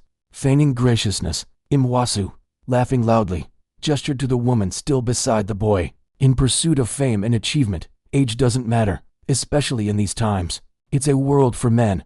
It is a given that men enjoy liquor and women. Yunju, pour the young warrior a drink. Yes, Chief Advisor. The woman, named Yunju, dressed in form-fitting clothes, clung to the boy. With deft fingers, she opened a bottle, poured amber liquor into a glass with ice. There wasn't even time to refuse. Even in such moments, the touch felt warm and soft. As expected, viewer messages were flooding in. There was no need to open the viewer window to confirm. Undoubtedly, the comments called for sex. Both the ice and the liquor far exceeded the luxuries available in the refugee area. If this was the extravagance of the second largest organization, Damil Development Society, one wondered about the first, Korean Patriotic Society. As Hanjiou quietly observed the drink, Imhwasu lifted his own cup. First, let's drink. Can a meeting of men proceed without a drink? Sorry, but I'll pass on the drink. Let's discuss the matter at hand first. Ha, is it your first drink? That's great. Your first drink is significant. This is called Chivas Regal. His words halted. Hanjiou had extended his cup to the right, tilting it and slowly pouring it out. The head of the organization frowned instantly, and chaos erupted around him. This little bastard. Some were hastily drawing knives from their sleeves, mostly kitchen knives, but enough to kill. Amidst the commotion, Hanjiou alone remained calm, like the eye of a storm. He placed down the cup, gazing at Imhwasu. Let's discuss the matter at hand. Imhwasu, frowning, gestured to calm the surroundings. Stand down. What are you all doing? Do you intend to disrespect Imhwasu? Sorry, Chief Advisor. The storm subsided instantly, leaving a calm as if nothing had happened. However, tensions hadn't disappeared. Chewing thoughtfully on a skewer, Imhwasu, smoothing down the situation, emptied a glass with exaggerated appreciation and nodded almost to himself. Putting the cup down, his hands resting on his knees, speaking to the boy. While having no fear is good, too much might be harmful. Fear is a survival instinct, after all. Sometimes it's wise to set aside bravado. Listen to this advice from the life of a senior man. Understood. So, what's the matter? Ha ha ha. Pretending to look around unnecessarily, Imhwasu once again chewed a skewer, the grease dripping. Loud chewing as if it were meant to provoke. Watched intently by Hanjiou who barely moved. Hence, Imhwasu once again tapped his fingers meaninglessly, entirely for show. After a moment, his confidence assured in Hanjiou's lack of reaction. Imhwasu's demeanor changed subtly as he finally expressed his intention. The reason I called you here isn't complicated. If you're willing, would you consider joining us? With your skills, boldness, and network, we could achieve much. I hear you're especially acquainted with Lieutenant Capstan, who's notoriously strict. I have no intention. Listen to me. It's a favorable proposal. The Korean Patriotic Society is already the largest force. It's stable. But for someone young like you to become a core member, it would be difficult. Despite being fellow Koreans, the competition for resources means there's no difference from dealing with strangers. Surviving there is a battle in and of itself. But with us, A person like you would be a huge asset.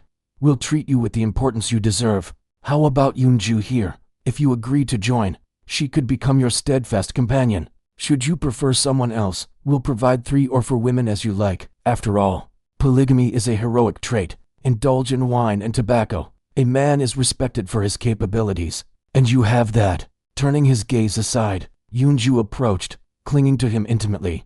Her heated breath warmed his neck as she took his hand, placing it on her chest, guiding it with her own. The fragrance was slightly sweet. The soft warmth slid under his fingertips. An expanding warmth rose beneath his waist. Those watching through sensory synchronization would undoubtedly be cheering. Female viewers might frown. Yet some, by now, might even apply sensory synchronization pointing at Yoonju. It was said that, despite the simulation environment, there are women who enjoy such things. Sorry to disappoint, he thought, not particularly apologetic, gently but firmly. Han Jiou pushed Yoonju aside. She clung to him in haste, but faced his firmly established rejection. Frightened, she looked towards the head of the organization. Not many. Imhwasu smacked his lips, grinning lightly. Then how about this? From behind, Imhwasu orders a Japanese girl to be brought. He was aware that after the Japanese organization, Yakuza, suffered near annihilation, Japanese refugees experienced severe discrimination, though he hadn't personally observed it outside of journals until now. Seeing the girl forcefully brought into the room, he understood. Her resistance was evident, though seemingly futile. Lay her down. Following Imhwasu's order, not men, but women restrained the girl. 3 women pinned her down, one of them giggling with pleasure, a Japanese bitch acting up. She wore a single garment, a rough piece of cloth cut to look like a kimono. The flimsy outfit easily slipped, leaving her half naked. Her hoarse Japanese cry for help sounded desperate. The struggling female forms created a vulgar spectacle. Her captors forced her legs apart. Transfixed by the sight, Imhwasu directed a statement at the boy. Everyone knows, at your age, one's imagination tends to, how shall I put it, lean toward the extreme. The desire to conquer, see, doesn't it stir something? Shouldn't there be some response? What if I said I'm not interested? That would be a lie. Laughing slightly, Imhwasu cast a shadow, a solitary demonic figure stretching beyond the writhing forms, the surrounding figures, then, become demon worshippers. The reason Han Jiou chose after the apocalypse over other services was due to its realistic sense. In a world where the wicked thrived, it aligned more closely with the world he'd experienced. Bright virtual worlds seemed disconnected from reality. With this recent bout of nostalgia weighing heavily on his mind, he continually struggled with a sense of dissonance. An ever-present feeling it wasn't the real world haunted him, preventing him from forgetting for even a moment, making enjoyment impossible. Loneliness, like oil floating on water, separate yet present. The worlds of those living happily and his own winter-born world were vastly different. At least in after the apocalypse, one could immerse oneself and perhaps escape heartache. His deep breath broke the serenity as Han Jiou bluntly stated, "Old man, you can eat shit." Within the room, it was as though a bomb had gone off. Clacky's corner, Jiou or a farming, intermission, nationalism and totalitarianism. When used as a justification to defend the interests of a group, nationalism can easily transform into totalitarianism. Every totalitarian regime in history has given birth to an empire of evil. The Japanese Empire committed harsh colonial rule and the Nanking Massacre, while Nazi Germany carried out the Holocaust. Meanwhile, totalitarianism is one of the fastest ways to unite a broad crowd with conflicting interests. At the crossroads of human extinction, totalitarianism might be an inevitable necessary evil for the greater cause of the survival of the species. Which is the greater tragedy, moral extinction or immoral survival? It's a subject on which opinions may differ depending on the person. Can we pursue good through evil? What is your choice? Faction 3, Camp Roberts. The logs shot up, warnings of decreased affection modification. There was even some invariable adjustment mixed in. Amid the strange silence where only the screams of the Japanese girl could be heard, Imhwasu gestured. Get her out of the way for a moment. The girl, who was between the chief advisor and the boy, was dragged aside. She was treated like baggage. She hadn't realized that the threat of being assaulted had passed. She was too terrified, rendering her unable to assess the situation properly. She kept screaming incessantly. Imhwasu roared, "It's noisy, shut her up." The method was violence.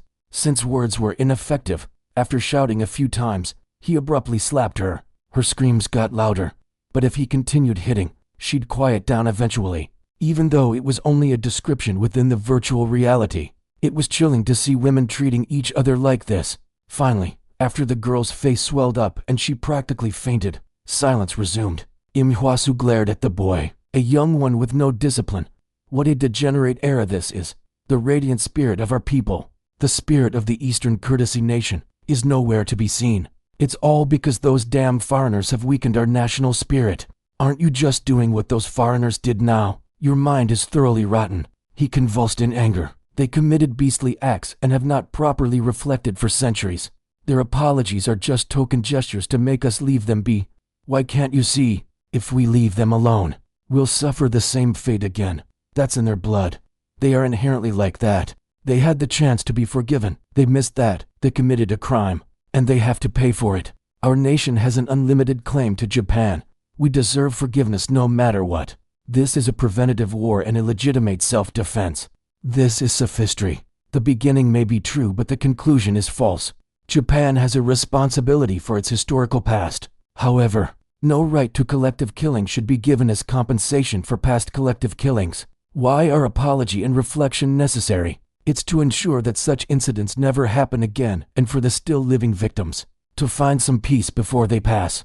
Imhwasu's logic is as absurd as saying, "Since you raped my daughter, I will rape yours." It's wretched. People deserve respect as human beings. Goul was angered excessively because he had not been able to uphold this principle during his lifetime and replied sharply, "Could you please not justify masturbatory acts in the name of the nation? It's unpleasant as a fellow countryman. You impudent brat." Survival sensing crisis detection wreaked it. He twisted the approaching arm and neutralized it, snatched the knife, and pressed it against the throat. His agile and nimble body felt almost alien. A character with high technical proficiency, remarkably refined, even a vague intent, like defend and subdue into a precise action. The man charged suddenly, perhaps overwhelmed by anger or perhaps to show off loyalty. His face turned pale. If the boy slit his throat, it would be over. However, Goul had no intention of killing him. It was about managing pace. As long as the enraged crowd was wary of their lives, that was enough. Anyway, there was little chance of confronting them all and getting away, and he had no intention of dying there. If this happens again, there won't be a next time. He spoke, then tossed the knife and freed the man by pushing him away. The man, kneeling, clutched at his throat and coughed, indicating he was too tense to breathe properly. Imhwasu's face flushed with humiliation, but he refrained from shouting for the boy's execution. Instead, he gestured for his subordinates to stand down. A rational AI calculation. He couldn't have established such an organization if he were only impulsive. "You boy," dropping the pretense of respect, he spoke. "Do you think you can walk out of here alive after this? Against these numbers? No. If I fight, today would be my last day. But if you're ready, go ahead and kill me. It would be hard for you to handle the aftermath. You sure talk big. You think your pitiful auxiliary status can protect you. I think I'm like a model example. If there is a trustworthy and exceptional person among the refugees, the U.S. military has set me up as a living advertisement to show their favor. If you spill blood on this advertisement, I doubt the U.S. military would overlook it. Given their pride, they are few in number. Isn't honor important for those who control the majority? So, Great Chief Advisor, it will be difficult for you to kill me, at least here. What a nerve, you dare risk your life on that. Sorry, but I don't just trust the U.S. military. I trust my skills too. There's a slight chance I could kill all of you and escape. You must be joking. Of course not. This isn't a place for jokes, is it, if you find it hard to believe? Shall we really kill each other? I'm curious to see how many are willing to risk their lives for loyalty. Would you like to check? The meeting leader simmered for quite some time before attempting persuasion again. You young, impudent thing. Don't you realize that the great talents and bold courage you possess are thanks to the excellent heritage of our nation? Our nation has a sacred mission. Just like all the other nations, the U.S. will soon crumble. Then we, the descendants of Wanwong, will establish a new homeland for the Korean people in this fertile Americas and create a great nation. My high school world history teacher once told us that nationalism without cosmopolitanism is devil's faith. Are you a devil, sir? Imhwasu was speechless at the bold provocation. Considering his position, He probably never suffered such severe insults, adding to the shock. In fact, this was something Goul had actually heard from a teacher in his first year of high school. The teacher in question had retired more than a decade before Goul was born, but the lecture records, having passed national vetting, were still utilized for the education of subsequent generations.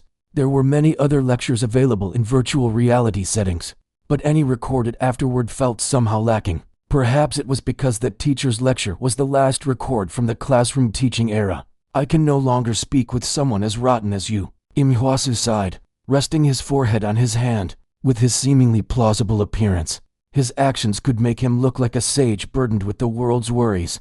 This was also a swindler's talent, though. I concur. I'm growing tired of being here.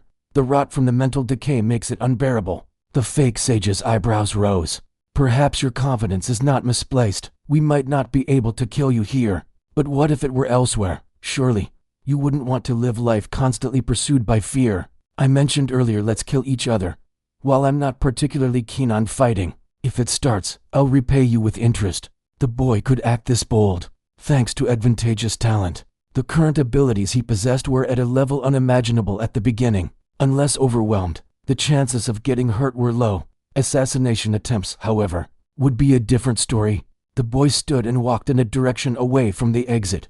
Those in that path, regardless of gender, backed away. The boy's hand gripped the bayonet tightly, though not drawn. It was a clear threat. I'll be taking her with me. If you're going to stop us, be prepared to die. As he spoke while scanning the area, though voices of condemnation were raised, no one dared to actually step forward. One large figure stood out among the crowd, appearing notably strong. However, after their eyes met, he remained motionless. Likely, he possessed either survival sense, crisis detection, or perception. If you want to live, take my hand. The words, supported by technical modification, were conveyed as intended. A level 6 proficiency in Japanese. It wouldn't reach native speaker level, but the message was clear. The trembling girl chose to trust the person speaking her familiar language. She held his hand and followed as he led her out.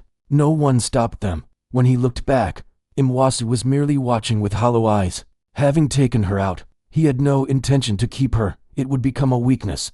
He headed directly to the Japanese enclave. After the collapse of Sumiyoshikai, the area surprisingly stabilized, as scattered Japanese factions united in the face of a looming threat. Though Japanese refugees were few, when united, they became a force not to be taken lightly. Who are you? Calm down. I've brought your compatriot here. I don't intend to cause any trouble. The men standing guard at the boundary of the Japanese enclave seemed taken aback by Goul's words.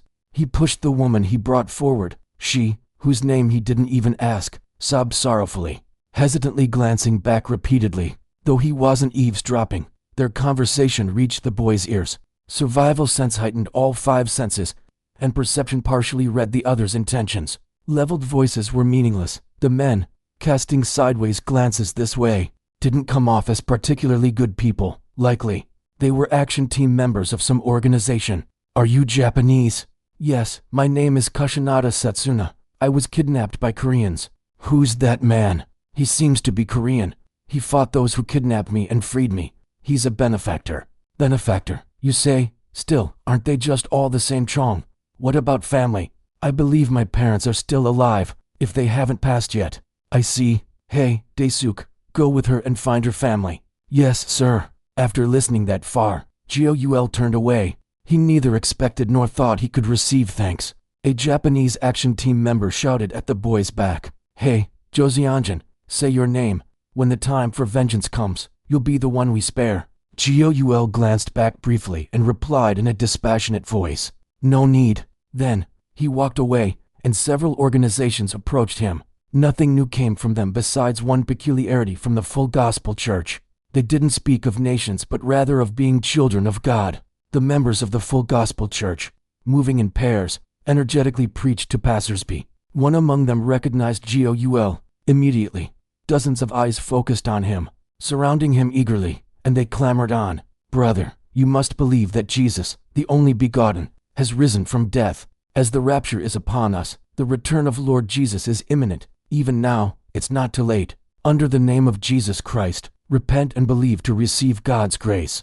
Enoch was taken up to heaven by faith and did not experience death. Faith is truly the shortcut to eternal life. Our church is led by Pastor Park Tai-sun, the righteous man from the East, who prophesied this rapture. Only those with faith can be saved from this calamity. Would you believe it if we told you that all the tribulations of this era are detailed in the Bible? I will sweep away everything from the face of the earth, people and animals alike. I will sweep away the birds of the sky and the fish of the sea. I will overthrow oppression and the wicked, and I will destroy humanity from the earth. Therefore, the Bible is indeed the word of the Lord. It is also written in the Bible, "Be silent before the Lord God, for the day of judgment is near."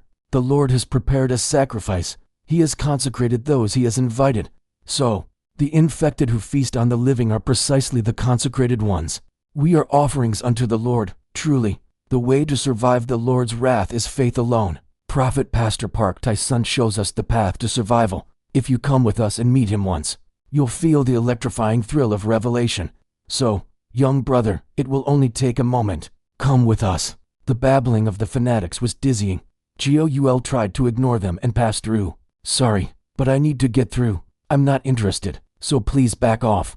Those who do not heed the Lord's voice are cronies of Satan. An elderly man attempted to hit the boy with a "Heaven for Believers, Hell for Unbelievers" placard. He warded it off and wrested it away, tossing it aside.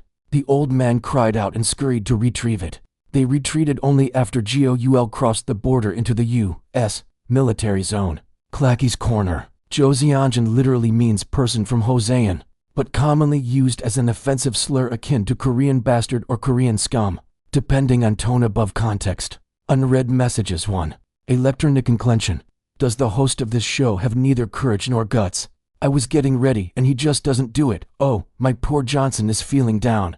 Hectopaskak, honestly, he has neither. This bastard lol. Big Bro Junction. A woman is served on a platter. But why won't he partake? Why won't he partake? Strangely, luck seemed to be on my side today. 1 billion loan, lol. Lucky day joke lol, but what's so lucky about it? Don't pitch with nums. Just finding this show is good luck. Few BJs can host a show like this. Unless you've got a pretty high Tom rating.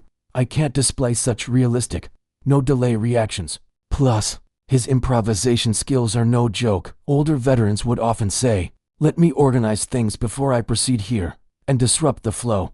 But if he's really a newbie, he's like a comet. Half-deck home, explanation, siya, Cormericanalians.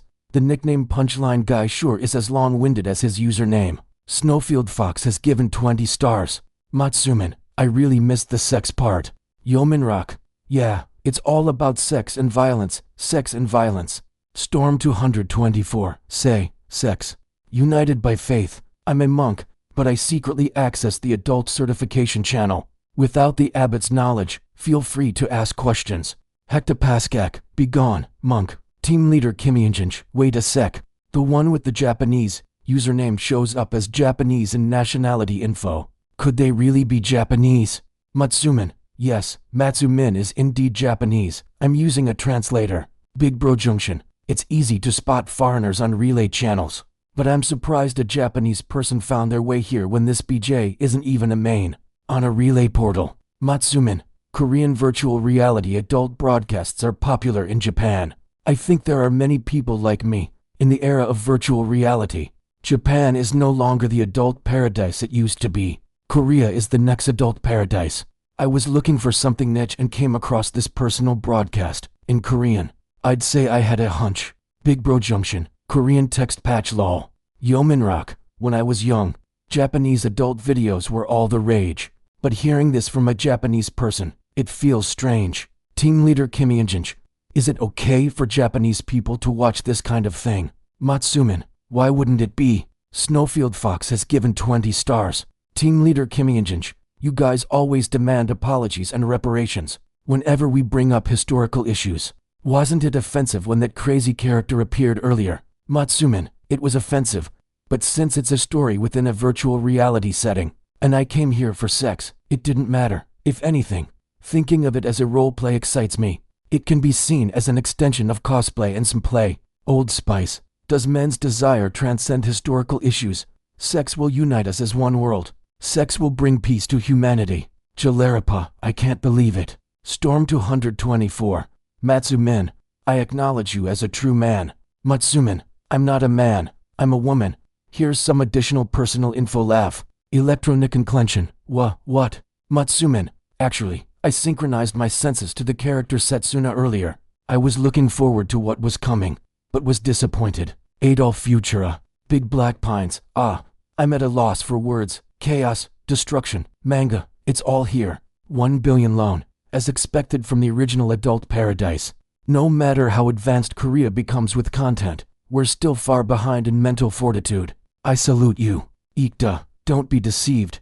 It's a trap by Illustrious. There must be errors in the personal info. Snowfield Fox has given 20 stars. Intermission. Fighting spirit and combat fatigue. 1. Being overwhelmed by the enemy simultaneously reduces fighting spirit and increases combat fatigue. When combat fatigue is high and fighting spirit is low, the individual might be considered as succumbing to fear. This results in a temporary decrease in overall abilities and increases the likelihood of abandoning missions or disobeying leaders' orders. This penalty can be mitigated by the individual's willpower and proficiency in combat-related skills, as well as the characteristics of the community or individual and the leader's abilities. Combat fatigue lingers for a certain period after the combat situation ends, continuously affecting the individual. As combat fatigue increases, its rate of decrease slows down. Extreme levels of combat fatigue will no longer naturally decrease, and can even result in semi-permanent mental disorders. Thus, managing combat fatigue is crucial in community workforce management. Like other statuses, fighting spirit and combat fatigue are also difficult to assess without a high level of perception. Viewing concrete estimation data requires a perception skill level of 10 or above. Journal, page 37. Camp Roberts. The U.S. government announced a new containment strategy through a statement. They proposed to establish a barrier line along the western boundaries of Idaho, Nevada, Arizona, and the Mexican border, with continuous satellite and aerial surveillance on this line. The essence was that if any unauthorized vehicle movement is observed, the Air Force would be deployed to destroy it. They promised a warning shot first, but there was skepticism about how often that would be maintained. To this end, numerous manned and unmanned aircrafts and gunships were reportedly deployed. The Army, of course, had a significant presence. The government statement, which the refugees were gathered to hear, was akin to a threat from the refugees' perspective. The primary purpose was likely to provide psychological stability to the residents east of the containment line, but it also likely considered a degree of intimidation toward the survivors and refugee camp inhabitants remaining west of the containment line. The government spokesperson listed the performance and armament of the gunships deployed on the mission to assure the barrier's blocking capability. The aircraft, similar in size to medium passenger planes AC-130, could fly for 1,000 kilometers one way and 8,000 kilometers round trip. Equipped with numerous machine guns and howitzers, it was literally an artillery fort in the sky. They explained it was suitable for blockade missions as it could hover for extended periods and continuously bombard fire. The same statement revealed that the U.S. had declared a limited mobilization order, and purchase restrictions on certain strategic materials were now in effect. Nonetheless, it seemed the controls weren't too strict, typical of resource-rich America. Merely limiting private vehicle usage in safety zones allowed them to supposedly secure an enormous amount of fuel reserves daily. It was feasible for a country that customarily consumed vast quantities of oil. Moreover, aerial and maritime trade routes were still free from the infection mutants threat. While quarantine was a consideration, resource procurement didn't seem overly difficult. Nevertheless, some refugees expressed despair. They dreamed of escape. Exhausted refugees needed illusions. The U.S. East Coast was becoming regarded as a near-ideal place, and it wasn't entirely wrong. Compared to other nations, the U.S. East, where civilization was still functioning, was like paradise. Some people were infuriated, claiming the U.S. government was excessively selfish. They swore to escape to it one day. However, if the government's announcements were accurate, using a vehicle wasn't an option. They would immediately be destroyed. Could they traverse the hazardous area, rife with the risk of encountering infection mutants, on foot? Even if they succeeded, they would still need to breach a military-lined containment line. Problems would persist should they reach safety. They had no means to prove their identity. Eventually, they'd have to hide even there. It would become miserable. If they weren't discovered and shot by military or police forces, it would be lucky. The best way to survive was here at the camp. Journal, page 38, Camp Roberts. Despite the unfortunate incident at San Miguel, the shortage of essential supplies for winter remained unchanged. The U.S. military recognized the previous operation as somewhat reckless and intended to draft improvements. As a result, volunteer refugees were to receive basic training. Initially, Camp Roberts had been used as a training facility before the situation, so it seemed to reclaim its original role. However, Lieutenant Capstan was skeptical. If substantial time were allotted, things might be different. Could they achieve visible effects through a few days of intensive education? With not much time left before the real cold arrived, securing supplies was urgent against limited time. Thus, a new rule was added to the operation. If the accompanying U.S. soldier failed to return, no compensation would be given. The existing policy of varying rewards based on evaluations remained effective. Such announcements were posted throughout the refugee camp. The training provided to the volunteers was minimal. Live ammunition use was limited, primarily consisting of tactical movements and mental education. Nonetheless, this education was an incredibly critical task for the U.S. military officers. According to the battalion commander's directive, officers were to educate a specific number of volunteers. Further, when they went on supply missions later, they had to take the volunteers they had trained. Thus, the essence of the new operation rule was to compare results at each session, reward outstanding performers, and penalize those who underperformed. AI Help Perception Level 8. You can choose which officers group to belong to. Based on your perception, the best options will either be Captain Markert or Lieutenant Capstan. Captain Markert, a senior company commander, holds the most influence and potentially uses shortcuts to meet his quota. Hence, missions with him will be safer than other groups. However, as previously experienced, Captain Markert is a severe racist. An individual with a racist mindset is likely to unfairly mistreat and insult those of different races. No matter the achievements, gaining his favor will be difficult. But if skilled in flattery and negotiation, there may be unexpected rewards. Meanwhile, Lieutenant Capstan is morally upright, but has less influence.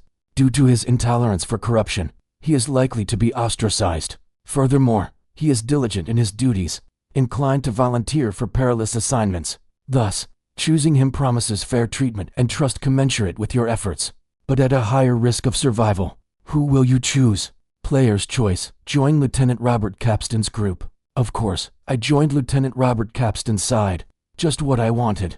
I didn't want to be harassed by a racist like Captain Markert, even as a joke, even if it means taking on a bit more risk. Clacky's Corner. Big Black Pines is a sexualized, racist expression fetishizing black men in a derogatory, objectifying way. It likely comes from internet slang or meme culture, but is not appropriate for respectful or serious contexts, and even as satire or critique, it carries toxic connotations. Jagia, misspelled or stylized variation of cock, which is a vulgar slang for penis in Korean. Leadership. Camp Roberts. At the conclusion of the journal accelerated by time manipulation, Goul decided to find the people who would be waiting for him. He had already demonstrated his ability and had stalled for enough time. He hoped they were eager to see him enough to make up for the penalties associated with being a minor. The refugee area was eerily quiet at night. Many perfectly good tents lay empty, evidence that anxious people gathered in one place each night. Someone approached from the opposite direction. It was an unfamiliar face. The person glanced at the boy with slight apprehension, but such a level of wariness was typical in the refugee area. Just as they attempted to pass by, survival sense triggered. HUD. They pretended an accidental bump, but aimed a hidden knife stab. However, Goul was prepared. As the metal glinted, he had already caught it and twisted the arm. Ack! With a short scream and a clatter, the knife dropped, a rusty, chipped, and dirty knife that was perfect for assassination. Even a light cut would lead to festering. Currently, Goul's combat abilities were strongly boosted by skill enhancements. Despite accounting for the penalties, he was formidable, strong enough to overpower most adults with sheer strength alone. That was precisely why the man's attempts to break free were in vain. Og, let me go. There was no reason to let him go. Holding his twisted arm like a tether, Goul dragged him into the narrow darkness between the tents. For the man being dragged, it felt like being swallowed by a black monster. Heek. The man spat and screamed, forgetting his predicament, calling for help desperately. Help me, a crazy kid is trying to kill me. Someone help me. Oh, help, help, do your job, Yankees. Damn it, damn it. Be quiet. Neither the police nor the military will enter the refugee area except at designated times and places. It was the same reason patrols skipped late-night visits to places like Harlem. As long as the main perimeter was well guarded, the structure made it nearly impossible for anything significant to occur. Watchtowers stood at every potential hotspot. No one came to the man's aid. Several tents lit up anew, but it was more a signal to say they were awake and ready for any intrusion. So don't try anything foolish. Once Goul threw him down with the same force he used to drag him. The man was too shocked to even make a sound. He trembled, drooling and sniffling miserably. Goul brushed back his hair and drew out a large knife. He approached. The man, unable even to stand, scrambled pathetically backward until he ran out of space. In desperation, he began to claw at the tent, trying to dig himself in. The speed at which he scratched with bare hands was shocking.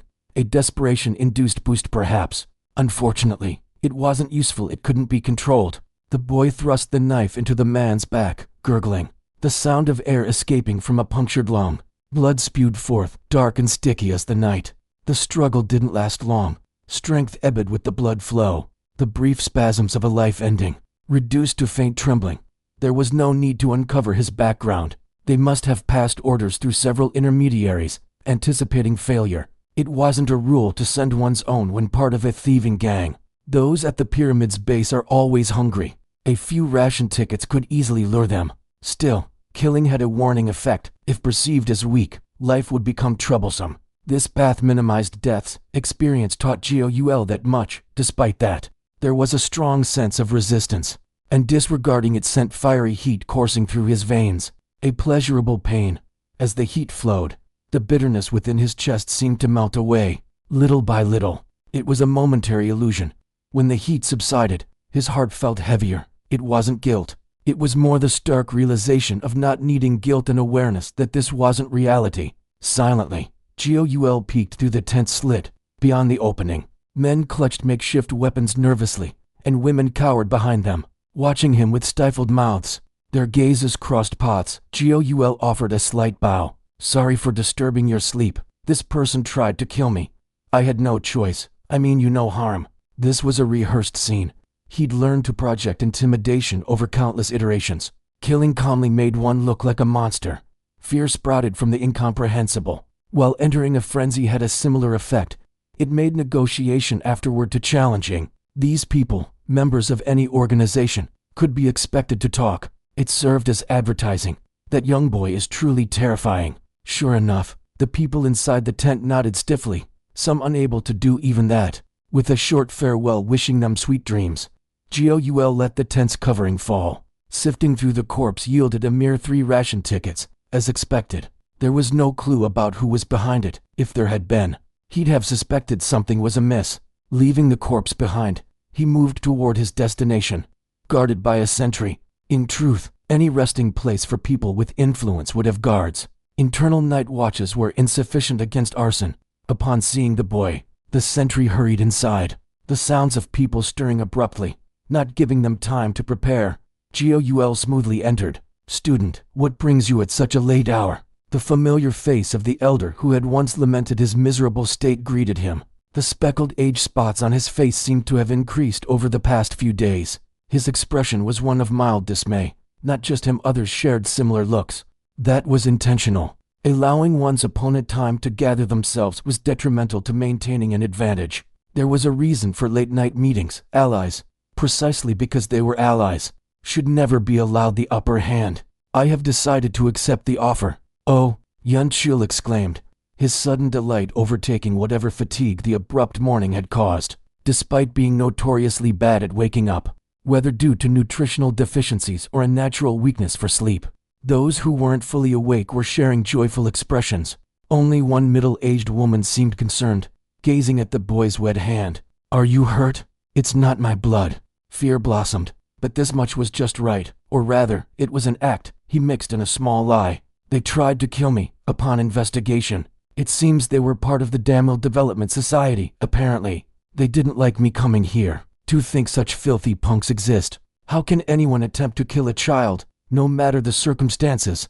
Those bastards who always took away our share. They must already be pulling stunts because it's getting harder to snatch ours easily. Stamping out the sprout before it takes root. Outrage erupted immediately. The anger of the crowd was easy to incite. Particularly the woman said to have been abandoned by her fickle husband trembled with anger. Trying to soothe her crying child proved a futile effort. She needed to calm herself first. With the crowd in an emotional state, Goul chose that moment to assert his position. There's something I need to clarify. As you can see, I'm young.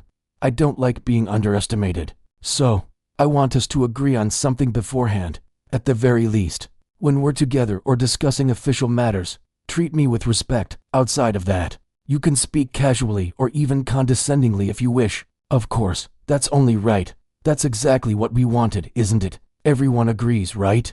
The man who first invited Goul, Yunqiu, took the lead in guiding public opinion. Goul narrowed his eyes, focusing on Yunqiu's behavior. Though, for now, they were a small group within the giant Camp Roberts. Planning for when they'd become an independent community gave him a hint of what role Yunqiu might play. Listening to the rising agreement, Goul raised his hand in a gesture indicating enough, instantly quieting them down. A tension was riveted on him, reflecting on the tension he'd felt the first time he experienced a similar situation. He recalled being incredibly nervous, even though he knew intellectually that everyone around him were artificial intelligences. The tangible lack of difference from people was daunting, a realization that belonged to the past now. Good, let's make a promise to each other. I'll do my best for you, and you do your best for me. I look forward to working with you. Applause erupted. All the faces looked tired, yet small glimmers of expectation, joy, and hope peeked through. It was a positive response. Still, some calculating gazes persisted. Those were elements of instability to keep in mind. Raising his hand to quiet them once more, Goul spoke. This might be sudden, but as my first decision as a leader, I'll need volunteers for tomorrow's training under Lieutenant Robert Capston's company. Don't take it lightly eventually. You'll be handling missions in the same team setup. How many do we need? It was Yunqiu, transitioning from an interim representative to a potential prominent figure who asked. Goul directed his response to him. We'll need at least 10 people. That way, we can fill one truck entirely with our own. It'll reduce the instances where we have to compete for credit with people from other groups. Silence fell abruptly. 10 was an enormous number. That seemed to be their thoughts. Though them saying they could muster a fighting force of 17 was something Goul took skeptically from the start. Did they honestly speak the truth? Inviting him. Suppose a battle broke out while all fighters were on a mission. The remaining people would be literal dead men. Yet, directly confessing they could not give 10 was challenging. Before they could express the difficulty, Goul pointed out that fact himself. Rest assured, you mentioned having 17 capable fighters, but I took that with some skepticism. It's understandable to worry about those who will stay behind. So, Mr. Yunqiu, there's no need to look like that, I understand. Sorry about that, and thank you for understanding. It's embarrassing and risky to confess in desperation, isn't it? While most reactions were along those lines, there was a more extreme response. Isn't that a risk we have to take? You're too cowardly. How can you expect to lean on him so one-sidedly? Did we bring him on board to treat him like a servant? I'll volunteer instead. The agitated voice belonged to the same woman holding a baby, perhaps feeling abandoned by her husband. She had been tense since the Damil Development Society was mentioned. She seemed to be on edge indeed. The AI offered real-time augmented reality to propose suitable keywords for the situation. One-time tips, vanishing if missed. Though not necessarily followed verbatim, they provided inspiration. The woman's posture grew defensive at Goul's approach. Her agitation subsided, replaced by tension. Indeed, even with blood-stained hands, he was still a stranger. However, his approach bore no malice. Kneeling by her side to meet her eye level, his voice was gentle. While I appreciate bravery, you should consider the child, surely. You don't despise your own child for the father's faults. And no, that's not the case, truly. That's a relief. Goul gently touched the baby's hair with his clean hand. The baby indeed didn't seem neglected despite everything. While the mother was gaunt and dirty, the baby appeared much cleaner. Its cheeks were pleasantly chubby, its skin fair and smooth. Taking a glance at the baby's milky white forehead, Goul turned once more to the mother, with kindly words. What a cute baby, seems like a boy. What's his name? Park Kyung-han, for now. For now, it's a name given by my ex-husband. I'm considering giving him a new name soon. I see. And what should I call you? Song Yi-kyung. That's my name. I'll remember it. Then, Goul rose and surveyed the room. Let's take this opportunity for everyone to introduce themselves. Once the names were exchanged, Goul returned to the main topic. As I was saying earlier, I'm not looking for 10 healthy men exclusively. The safety of those staying behind is essential too. Here's what I propose. We need 10 people, but half of them don't have to be proficient in combat at all. Just fill the numbers, however you can. Wouldn't that put the ones leaving at risk? Song Yi-kyung's question held an obvious concern. This time, there was no need to hold back his smile. Maintaining it steadily was meant to reassure them. I can make up for what's lacking. I did promise I'd help, didn't I? But still, please trust me. I'll make sure everyone comes back safely. Just as he spoke, the AI sounded a warning. As a community leader, your public promises are deemed proposals and community missions. Success earns you leadership experience. The community's power balance tips in your favor. With increased belonging and loyalty adjusted upwards, failure incurs leadership penalties. Reduced stability and power balance shifts. With diminished belonging and loyalty adjusted downwards, you risk losing your leadership position or being expelled.